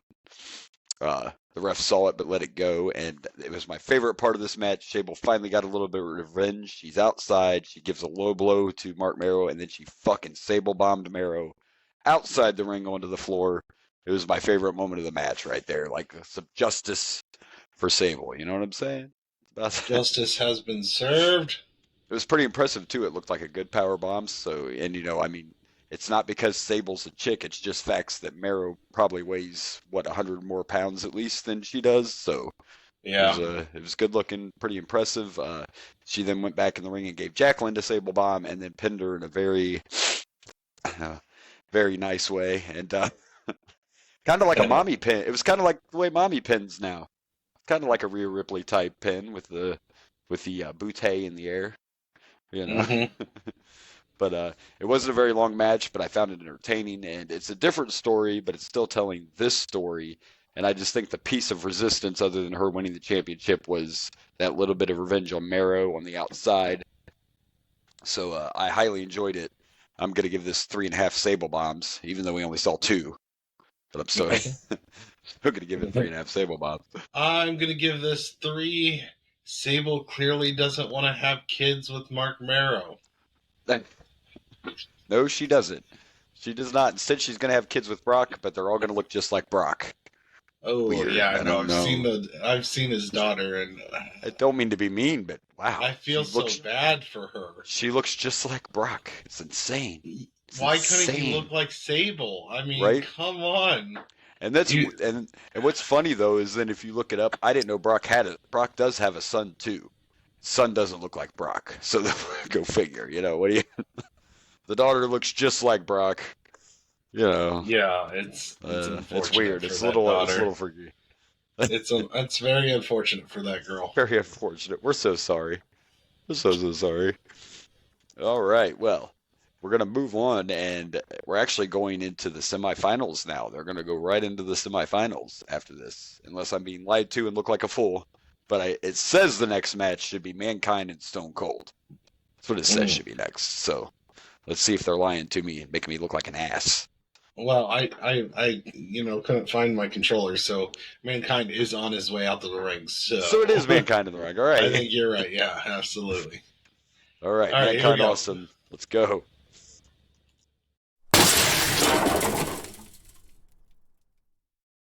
All right, so here we go in our next match. His semifinal match in the tournament for the championship, and it's Mankind against Stone Cold. And of course, we shouldn't be surprised. It's not just Mankind against Stone Cold. It's Stone Cold against Mankind, Mr. McMahon, Gerald Briscoe, Pat Patterson, Sergeant Slobber. You know, the whole gang. The whole gang's here. Because we can't let Austin win. We can't do that. Of course, we had shenanigans at the end of the match, but you take those away at first, and of course, it was a great match. I mean, you have two of the best ever. Austin against Foley. I mean, no doubt. They were outside. They were using the steel steps. There were chairs involved, and I was actually surprised because we saw chairs being used, and the referee in this match was Mike Chioda at first, and he was letting stuff slide, which when you have your boss right outside. That's the thing, right? Part of it's kind of like, well, we can see it because it's a tournament, but part of me thought, well, he must be in the, I was thinking he was in it, like he was in it with Mr. McMahon. But I think it was more just, it's my job, and my fucking boss is sitting right there. What am I supposed to do? Because, what am I supposed to do? But there came a point where he was getting ready to count the pin, and the match was going to be over, like Austin was going to win, and McMahon jumped out of his wheelchair that he was in, and pulled Chioda out of the ring, and they proceeded to beat the shit out of the ref. Indeed. Like big time kicked his ass. And that led to the ending that was so great. Austin, I think, hit a stunner. I don't know, but he had a pin, and next thing you know, Shane came out, and Shane started to count, but he stopped after 2. He just stopped and didn't count the 3 count. And then when Austin came up, Shane gave him one of these. Gave it to him again. Yeah. We've seen plenty of fingers on the Peacock, and we can't figure out why, but in this pay-per-view, they're blurring the fingers. I don't know. Yeah. That had to be something, like you said, that must have been done on the network or beforehand or something, because Peacock wouldn't have blurred that out. It had to have been done when they did the pay-per-view. This actual pay-per-view aired, they must have blurred it out. Must have, which is weird too, because it's a pay-per-view, so you should be able to get away with But I remember them doing that when I was a kid, and I was always annoyed by it. I was like, why are you blurring this out? It's just a finger. We paid for this. It's just a finger. It's not like, see, I have one. Yeah.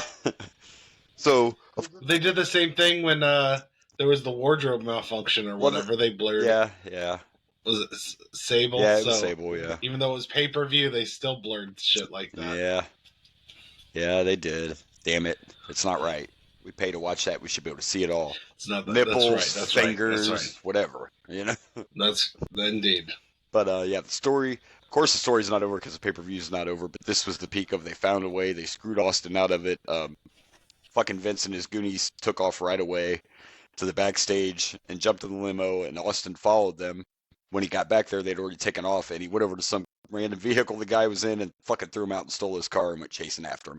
The good old days of wrestling. You know what I mean? That's right. I'm just gonna take your car, bitch. What did JR said? He said he commandeered the vehicle. He didn't. He stole that motherfucker. He didn't commandeer shit. Okay. He threw the driver out and fucking took off to follow Vince. Now I don't know if this actually means anything, but I did notice in the background that when they all ran to get into the limo, the boss man did not get in the limo. I saw him go off to a different part of the building. I thought maybe he was going to attack Austin, when Austin got out there, but that's not what happened. So I know for a fact the boss man did not get in the limo. I don't know if that was just an unintentional thing they caught on camera or if this is, part of the story, because I find it hard to believe none of these guys are going to be around when we get to the championship match. I just don't buy that. There's no way. Right. Even though Austin's out, we know Vince isn't done, sticking his hands in this. So we'll have to see what happens with that. But another great one. This one I liked even more because of just the story. It's all about the story. And there were birds flying everywhere, but I'm going to give this 3.5 McMahons, even though there were only 2 out there, but I'm going to go 3.5 McMahons. Yes. So I'm giving this a 4.5. This was fantastic story-wise. The only bad part is there was a very weak... Oh, yeah, the ending, which is why it didn't get a 4 for me, by the way, but go ahead. Briscoe, it was either Briscoe or Patterson did a chair shot on Austin. Yeah. And we're supposed to believe that was what put him down for the count. count. It was a very weak one. And there was no fast count by Shane. No, just a normal count But, after a really bad chair shot. And that's why I didn't give it a 4. I almost gave it a 4, but the ending just, at least if Shane would have done a fast count, it would have covered up the bullshit chair shot. You know, it was a bad chair shot. It was bad.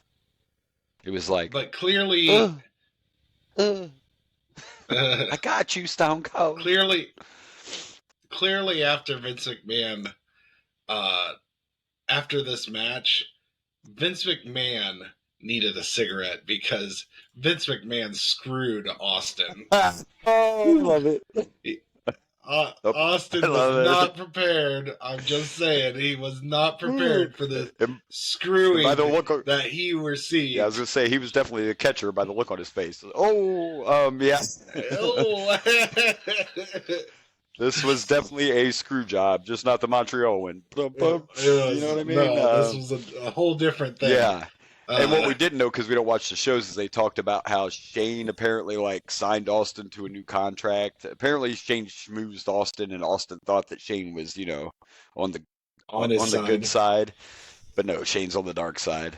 And yeah, he definitely got screwed. So McMahon deserves that cigarette because he pulled that one off. Yeah, he needed a cigarette after that. I mean, that was By the way, a little backstage. Part of the reason they decided this is Vince felt like he was comfortable enough to move on to someone else's champion, and also felt that Austin was popular enough that he didn't need to have the title at this time.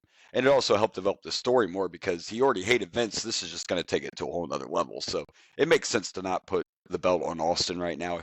He didn't need it, and it was just something else to elevate one of the greatest stories, if not the greatest story and feud in wrestling ever. Yeah, so I'm totally okay with that for sure. And yeah, so we're down to what we got.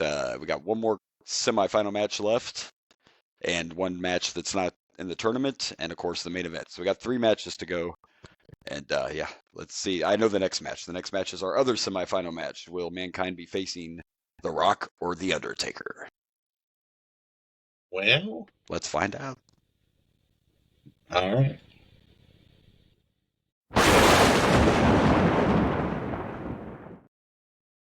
All right, so here we go. We have our other semifinal match, and it's The Undertaker versus The Rock. And I called it. I knew I saw it in the locker room. Boss Man wasn't gone, and we found that out here, didn't we? And I still find it interesting. We saw it through this match. I'm still not quite sure where The Undertaker stands, and they haven't really said it. Like they said, he's been having some trouble with Vince. But it appears like The Undertaker's a babyface, and he doesn't see it every time Paul Bearer does something dirty.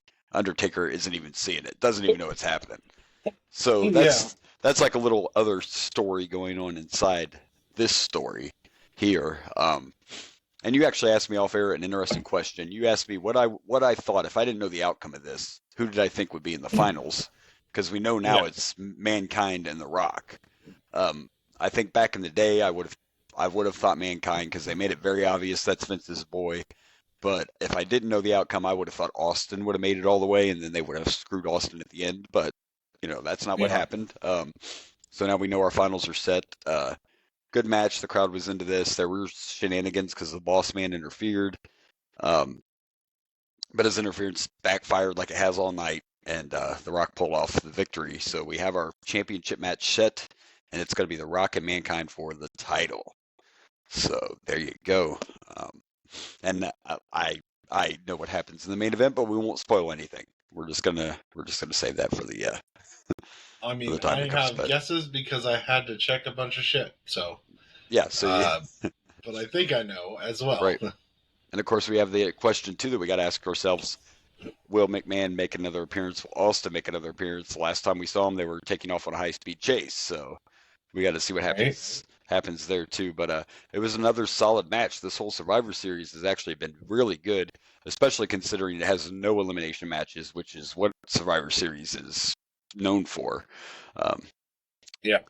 And this one's going to fall on all those other ones. I'm going to give this 3 big boss man sightings.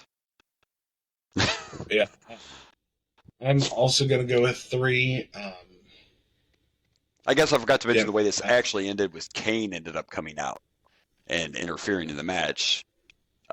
Choke slammed The Rock, and that's what gave Rock the victory. I did forget to mention that. So we're obviously setting up another. I mean, I guess it's never really ended, but we're still going on with the Undertaker and Kane feud, obviously. Yeah.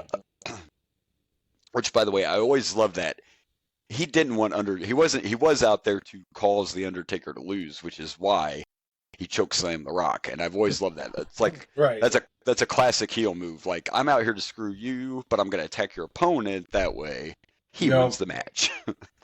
Good old shafting. You gotta like a good old shafting.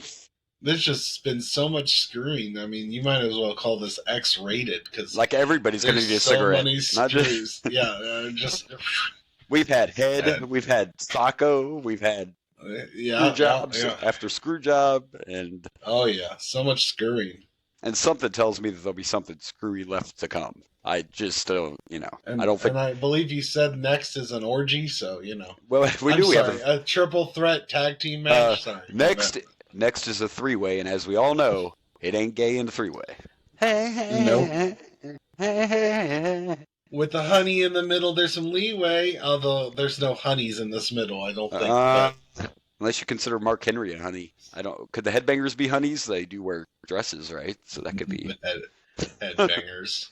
We have an ass man and a world's strongest man and some headbangers. I mean, that's.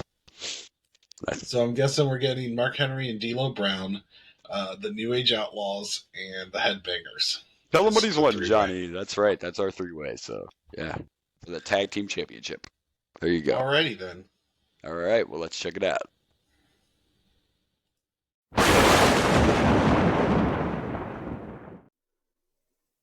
All right, so here we go in our next match. We have a triple threat match for the WWF Tag Team Championship, and it's the New Age Outlaws against the Headbangers and D'Lo Brown and Mark Henry.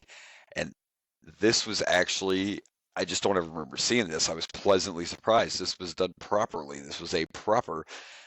Nowadays, if there's a triple threat tag match, usually it's two guys in the ring at a time. And this one, one member of each team. Tag any member. And you could tag anybody, yeah. But in this one member of every team was in at all times. So I liked that part of it for sure. I mean, this I kind of wish they just had like a triple threat, and then that was a different named match, where you tag any member, like a suicide triple threat or something. I don't know what you'd call it, but they definitely changed it up. This is the way it should be, though. This was a true triple threat, and Road Dogg took an ass whooping, man. Like Road Dogg took and you saw a lot of that. I mean, you saw the headbang, you saw a lot of double teaming on the champions, which makes sense. But then you also had those moments where if one guy went for a pin, the other guy broke it up, or they just decided to punch the other guy. You saw a lot of the headbangers working with Mark Henry and D'Lo during the match, but they would definitely turn on each other when the time was appropriate. That's for sure. So it was fun. It was a good, entertaining match for sure. A lot of beating Road Dogg's ass, and a lot of ass from Mr. Ass. A lot of ass from Mr. Ass, yes. Unfortunately, the weirdest thing to me was it was a very entertaining match. I didn't see a lot of botches or anything from the wrestlers, but I don't know if Tim White was back there like snorting some white stuff or what the hell was going on, because there were a few ref spots that were really weird. I don't know if you caught them all, like the one where I forget somebody got pinned. I think Billy Gunn got powerbombed by D'Lo, and he was down for probably 5-6 seconds, but Tim White didn't even count the pin right away. He just stood there like, I don't know what to do next. What did he do? What do I do with my hands? Which way do I go, George? Which way do I go? And there were a couple other moments like that, like maybe, I don't know, maybe he just was lost, who knows. But other than that, it was a fun match. It was really entertaining. I enjoyed it. And Mark Henry, we can see Mark Henry getting better in the ring. That's another great thing about going back and watching these old pay-per-views. He's learning more. He's becoming a little better in the ring than he was when he first started. But yeah, fun match, good match, a lot of chaos, a lot of craziness, and like you said, a whole lot of ass. Like as soon as I saw Billy reach for the string, I'm like, oh, here we go. He's got to one-up Sean. You don't just get a cheek, you get the whole ass. It was the whole ass. It was. And he has a G-string on, and I don't know why, and I really don't want to know why, but you could see that too when he pulled out his ass. I don't know what's happening. I'm scared. No. And the New Age Outlaws won also, and that seemed a little weird to me too. Like, so out of nowhere, Billy Gunn hit a famouser and went for a pin. Then Mark Henry came in to break the pin up and did it's not the world's strongest slam. It's when he just fucking comes down on him, but Billy moved out of the way. But it seemed like, I don't know, it just seemed that the ending didn't end like it was supposed to me, or it was just because Billy hit a very awkward pile driver. We didn't get to see it all because of the camera angle, but he didn't hit it quite right, and then he kind of just rolled over on the guy. It was a little weird. So the end was kind of, but it still worked. Everybody was brawling, so luckily the pile driver was kind of hidden. But I noticed that kind of shit because, I do. But other than that, it was good. It's our job to notice that. I mean, it's not our job, but Yeah, but we just tend to. I think Billy just botched the pile driver, but like I said, it was kind of not as noticeable since everybody was brawling at that point. But yeah, I enjoyed it. This was entertaining. A good match. Mhm. It goes with the whole pay-per-view. There's not been a lot of stickers. By the way, you sound better. No. The magic of you sound better today. Your voice sounds different. I do. You I do. sound better. That's amazing.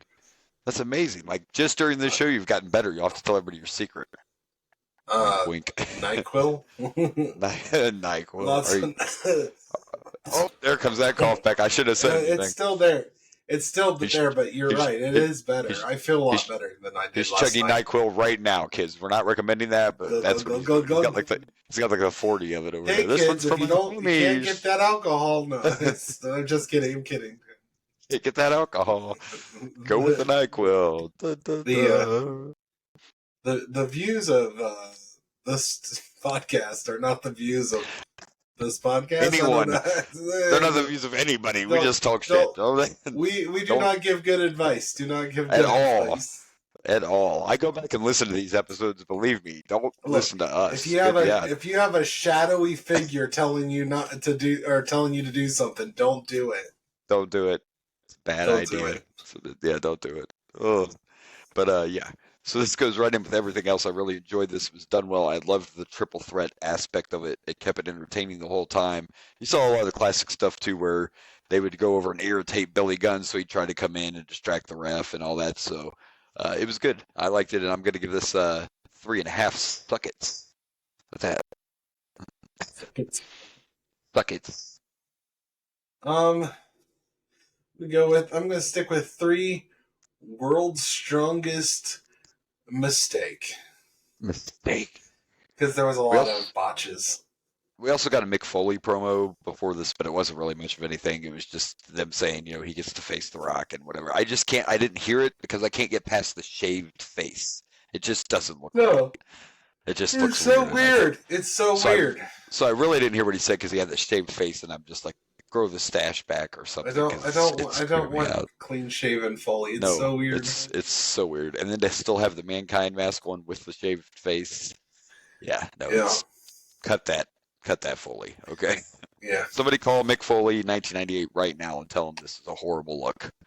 Somebody, where's the assistant? I get it though. He's corporate Foley. Yeah, so. That's why it was a cleanup thing. So it's part of the story.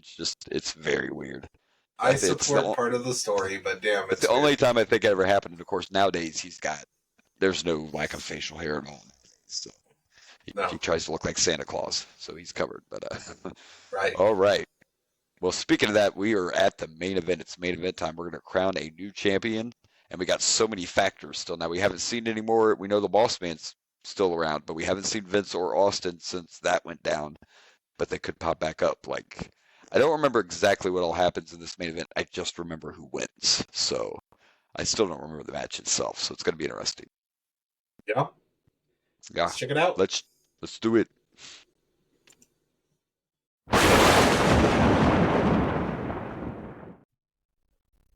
All right, well, here we go, and it's main event time, and it's Mankind against The Rock. And, of course, I figured the McMahons weren't gone, and we saw Boss Man and Vince right away. And I got to decide how to break this down. I guess I'll say it this way. The match itself, look who's in the match. Do we really have to say that it was a great match? It was. There were no DQs, no countouts, because we have to have a champ. We got to see chair shots. We got to see stairs. But I'm on the same kind of page you were as, for one, I know a lot of people complained about the finish back in the day because it's very similar to something we saw before. Plus, I know we don't watch all the Raws, but it kind of didn't really, I don't think it worked the way Vince, I guess maybe it did back in the day, but it was supposed to be, oh, look, I screwed everybody because look what I did.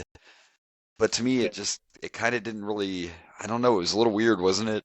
like I said, I know we don't watch Raws, but it was still just kind of, I don't know if it really worked the way Vince thought it did. I mean, they hated The Rock, don't get me wrong. And again, he explained to a little bit of the Foley situation and how he's basically a sucker, but it, Yeah. I don't know, it was a little weird. It was a little. I kind of remember some of this because I remember Foley always trying to cheer up McMahon with Mr. Sacco. Yeah, so and all that stuff. Yeah. It really kind of fit with McMahon just being like, I used you. And the Essentially, initial he's saying, I just used mankind. And the initial seed that was planted for that whole thing was when he gave Mick Foley the hardcore title. That's how he suckered him into being his corporate guy. So, I mean, it does make sense. It was just a little, a little weird. It was a Montreal Screwjob repeat for the finish, but maybe even a little bit quicker.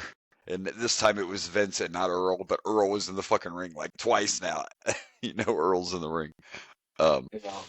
So I remember that part. I remember that the finish was similar to the Montreal Screwjob, and that was probably just Vince being Vince.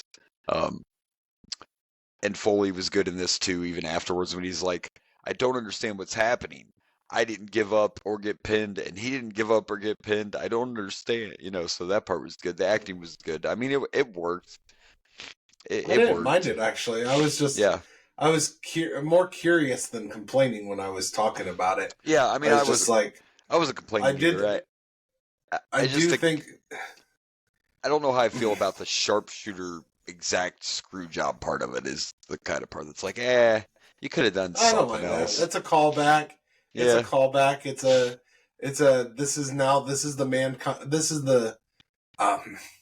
This is the McMahon that we all know. It's like, it was a callback of, except for with the Brett thing, it was real.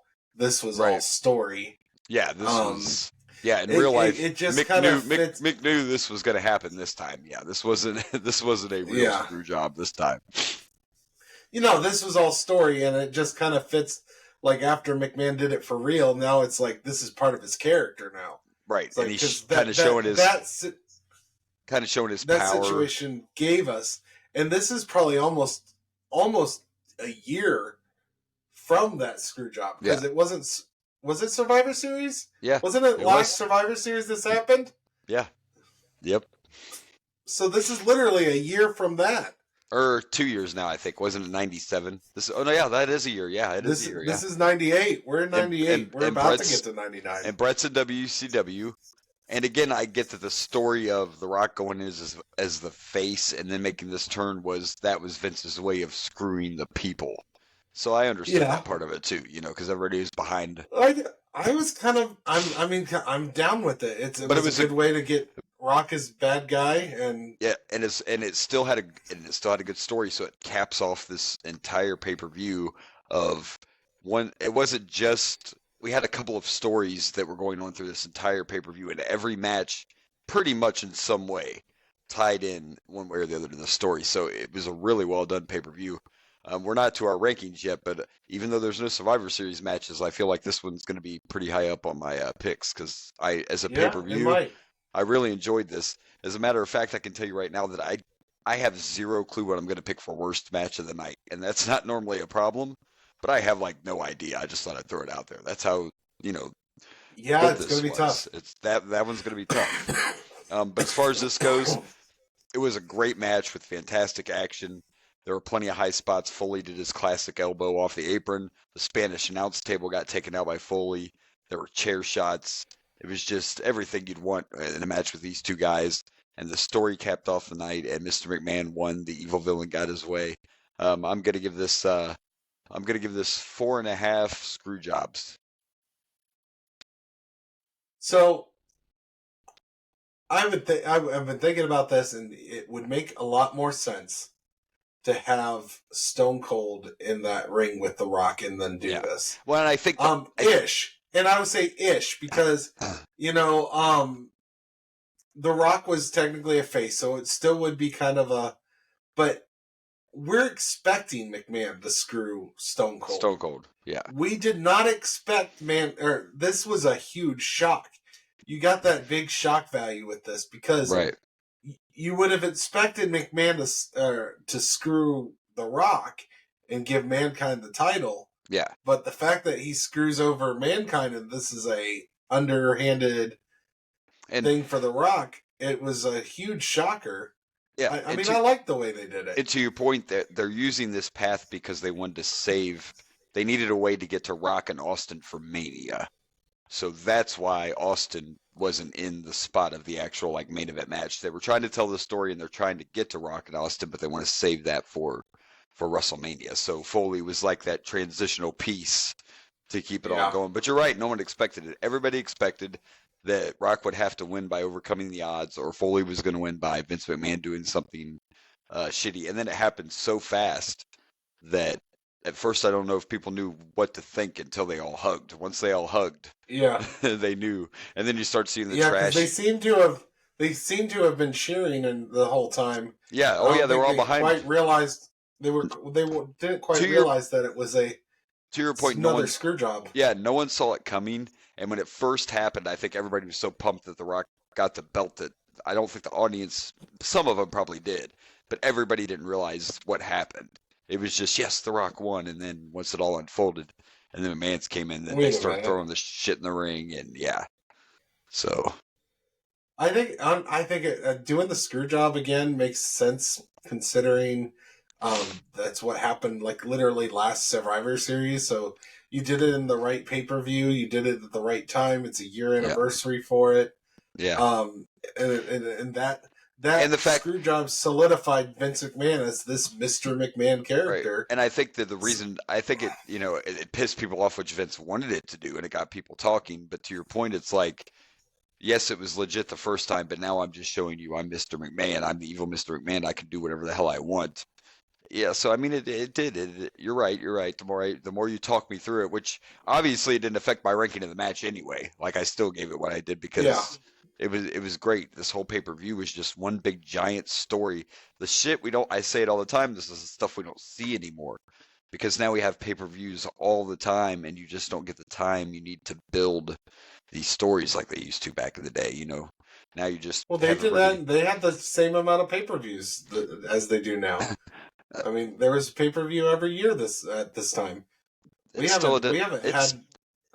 a different time in wrestling when they were actually building stories, was my point. Other than, I mean, you have your feud, you have like the factions with like the bloodline but I'm talking like, in the modern era, a lot of times pay-per-view matches are shit we've already seen on Raw and SmackDown 3 or 4 times. There's nothing special there. It's just, here's, Sheamus versus Drew McIntyre again for no reason.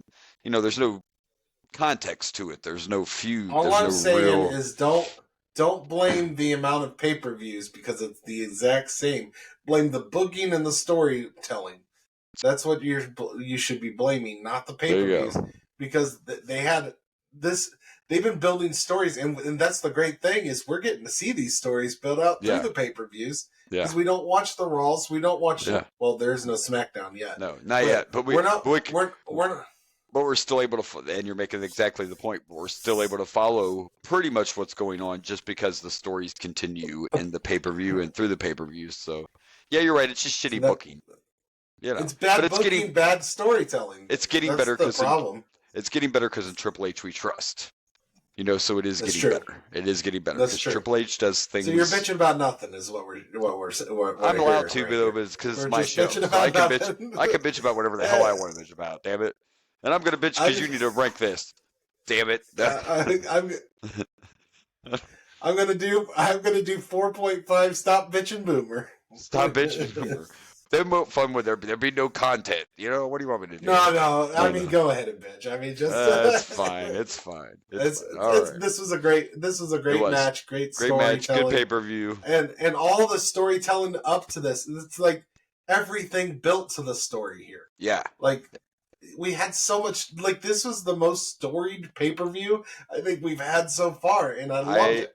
I would agree, and that's what I was saying, all tied together. And, of course, Austin ended up coming back for the end for the little, back and forth and ass whooping. We had to see that. We had to see some stunners. Austin must pose. Yeah, Austin must stun everybody in the pose. He must pose. Austin must pose, yeah. Austin must pose. It's Austin must stun. Yeah. And he just, even if he likes you, he'll stun your ass just for funsies. He admitted off there, he's like, I hate to say this because it's not as annoying, but Stone Cold's kind of like Hogan. Like, he wasn't even in the main event, but here we are. It's the end of the show. And Austin, but you're right. And here goes.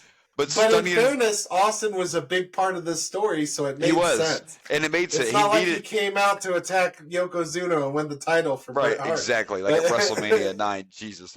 Yeah, we needed Stone Cold to show back up because it's part of the story. And it would have made no sense if Stone Cold didn't show up for this story. And it's leading to, I mean, of course, it's spread out over a few years, but it's leading to probably one of the best trilogies ever in wrestling, because of course Rock and Austin are going to face each other 3 times at WrestleMania, which has never happened with anybody else. Just want to point that out. So we're getting ready to see some good stuff with those two, and I do believe we're going to start seeing the $500 shirts now too. So I'm pretty excited about that.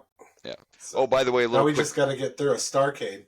A little quick, yeah, and another Night of the Skywalker, kids. Tell your friends to get excited. That's coming next time. I think we just lost half our audience. Now we're going to have like 5 listens.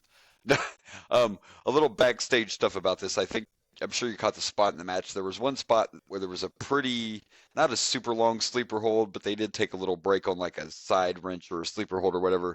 But Mick Foley in his book mentioned that during this match, because of wrestling earlier in the night, and because he's a crazy motherfucker, he was a little gone in the main event, and he kind of forgot what they were supposed to do. So they kind of took that little break so The Rock could talk to him and they could figure out. Yeah. He was a little foggy at this point.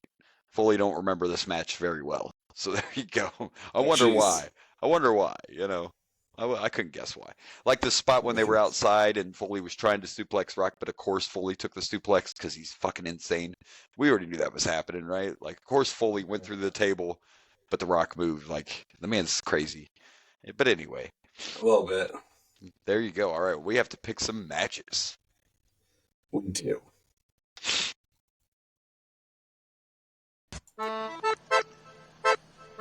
Favorite match of the night. All right. I think both of these are tough, because there really weren't any bad matches. And as far as favorite match, I think you could have a couple of choices. I mean, the obvious one would be the main event, obviously, but because of the way this pay-per-view was laid out and the way the story was intertwined throughout the whole show, I think there's really multiple choices you could make for favorite match of the night. Oh man.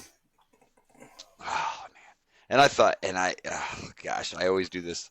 Like I was almost going to go with Austin and Boss Man, which I knew it was a short match, but it was early in the pay-per-view, and the way that was done was just perfectly and tied into the story. But I'm going to go with the main event because it was the end of the night. It tied everything together. The bad guys won, so I am going to go with Rock and Mankind for the title as my favorite match of the night. But legitimately, there's probably 3 or 4 that you could pick throughout this pay-per-view for sure. Agreed. I don't think it's as hard for me on favorite match. Worst match is going to be difficult. But I think favorite match, the main event was definitely, in my opinion, the best match of the night. It was a lot of fun. There was all kinds of shenanigans. The Spanish announce table went down, and then you had the story that this whole pay-per-view has been building up to. So, it's favorite match of the night for sure. Icing on the cake. Yeah, definitely. I sometimes like to pick something else because I don't always want to go with the main event, and there was a lot of choices, but I don't think we went 4.5 on any other match other than this we did not. No, so everything else was around 3.30, 3.5, maybe 4. Yeah. And they were all solid matches. It's just, I think with the story and everything, I think the main event is the best. I agree. All right. That was easy. Was it easy?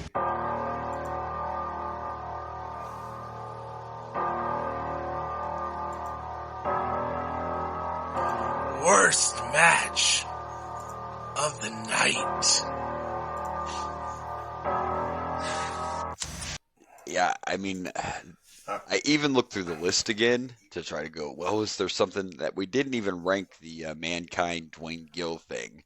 We didn't even rank that as a match because that was a great. That was, so looking at it, I mean, I don't remember if we ranked it or not. So my next thing I would go with was The Rock and Big Boss Man, only because it wasn't supposed to happen and it was a 3-second match. I think we ranked that, but I don't remember. But Did we rank I don't that? know. I don't think Did we we rank did. that? Like, I don't I don't recall either. ranking it. Like, because none of them were really bad. Like, I looked back over the list. I wouldn't know what else to choose. Like, the women's match was short, but I actually enjoyed the women's match, especially because Sable got her moment where she powerbombed Mark Barrel on the outside. I mean, if we didn't rank that, I could just pick. I don't know. I could pick Mankind and Al Snow, which wasn't a bad match either. Like, I don't know. I have no bad matches for this. The two bad ones weren't even matches. It's tough. I mean, did you have one in mind? If you Yeah. take away those two squash matches, did you have one in mind? I mean, it's hard. If I take away the squash matches, I don't know. Yeah, I mean, it's I know the best entrance of the night was "He's a Man." that was your favorite. Yeah, I know. Such a man. But the best Titantron of the night was Um, Dwayne Gills because that just showed him taking everyone's finishers. So that was the best Titantron. If you put that with He's a Man, that's the way to go. I think I'm gonna go. I think I'm gonna go with Jeff Jarrett and Al Snow, but I mean, I'm not really Right. Just happy. it's about just something it. to pick. Yeah. So there you go. We both picked Al Snow It's matches. just something to Yeah, pick. it's just something to pick. Nothing was bad. That was No, bad. it wasn't. Really. It's not. I agree.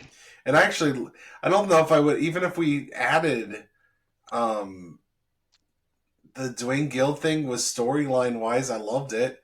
So I don't even know if I would pick that. Right.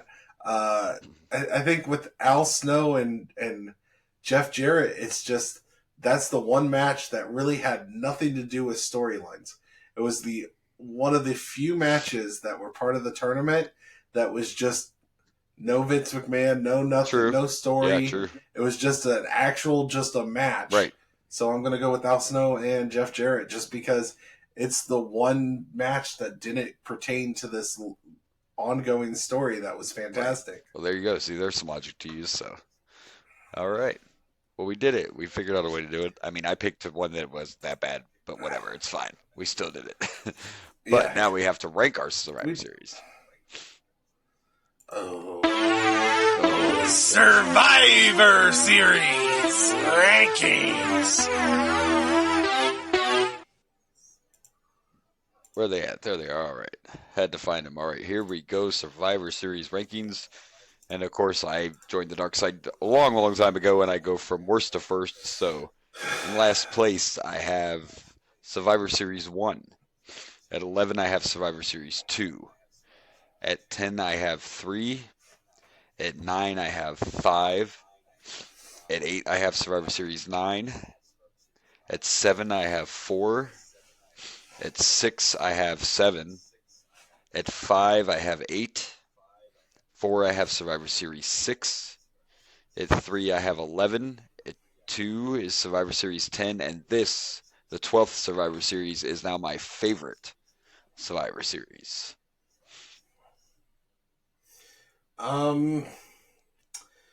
Yep, I'm going to start. I've got Survivor Series 1 is my least favorite. In 11th place, I have 7. 10th place, I have the 9th Survivor Series. The 8th Survivor Series is in 9th place. The 8th Survivor Series, I have it at the number 2, second Survivor Series. In 7th place, I have the 5th Survivor Series. In 6th place, I have the 6th Survivor Series. Survivor Series 11 is 5th. Survivor Series 3 is 4th. Survivor Series 4 is in 3rd place. And I have this as my second favorite Survivor Series. This was up there. I thought it was really good. The story was told. And it's insane and that it's up there so high and not one Survivor Series match. was Yeah. out. Yeah. And I have 10 as my favorite. All right. Well, there you go. I think I picked 10 just because I'm pretty sure there was Survivor Series matches. Well, and 10 and I do love my Survivor Series. and 10 was match. also at number 1 for me before this one. So yeah, so obviously there was a lot of good stuff there.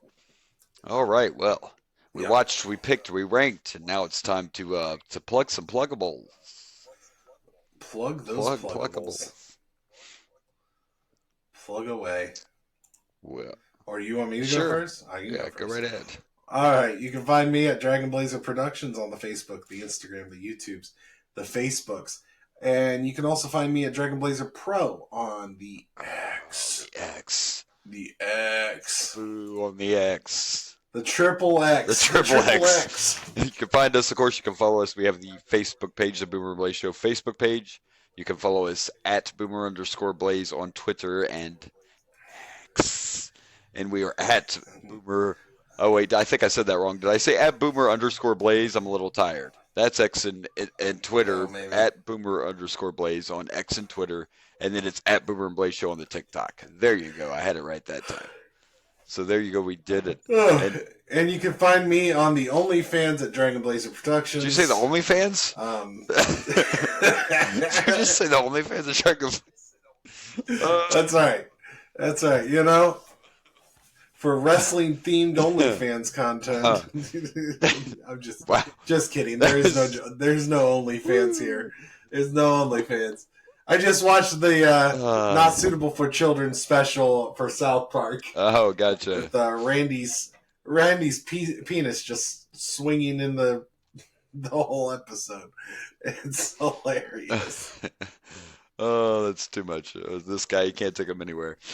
You know who needs an OnlyFans? Probably though Sunny, but I think once she gets in prison, I don't think that can happen anymore. So I don't think. No. I mean, I mean, it would have been nice to have her with an OnlyFans in the 90s, but I don't know if I want to. I shouldn't really joke about that. I don't think. But she kind of popped in my head because she's officially started her. She was not going to be out for a long time. She's pretty. It's basically a life sentence. But yeah, she started her sit down now in prison. So wow. Sunny days are over, kids.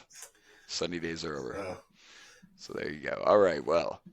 Next week, we are going back in time. I mean, we always go back in time, but we're going farther back in time because we're going to do another Starcade, and because we know how much you enjoyed it, we have another Night of the Skywalkers. It made no sense. So confused. Then we get to do it one more time. Skywalker Night, one more time. What is this, 87? Yes, I believe so, yeah, 87, yeah. Okay. And I guess we should say, Merry Christmas and Feliz Navidad and Happy Holidays and all that, because next time we record, it's all going to be over with next time we record. So we'll see what everyone gets for Christmas. I must stop this Christmas from I think it's coming. too late, man. I don't think you're going to be able to do it. We're days away now, so I don't think. I don't think it's going to Monday, right? Monday. When this airs, it will be 2 days away. 2. This is Christmas Eve when this comes out.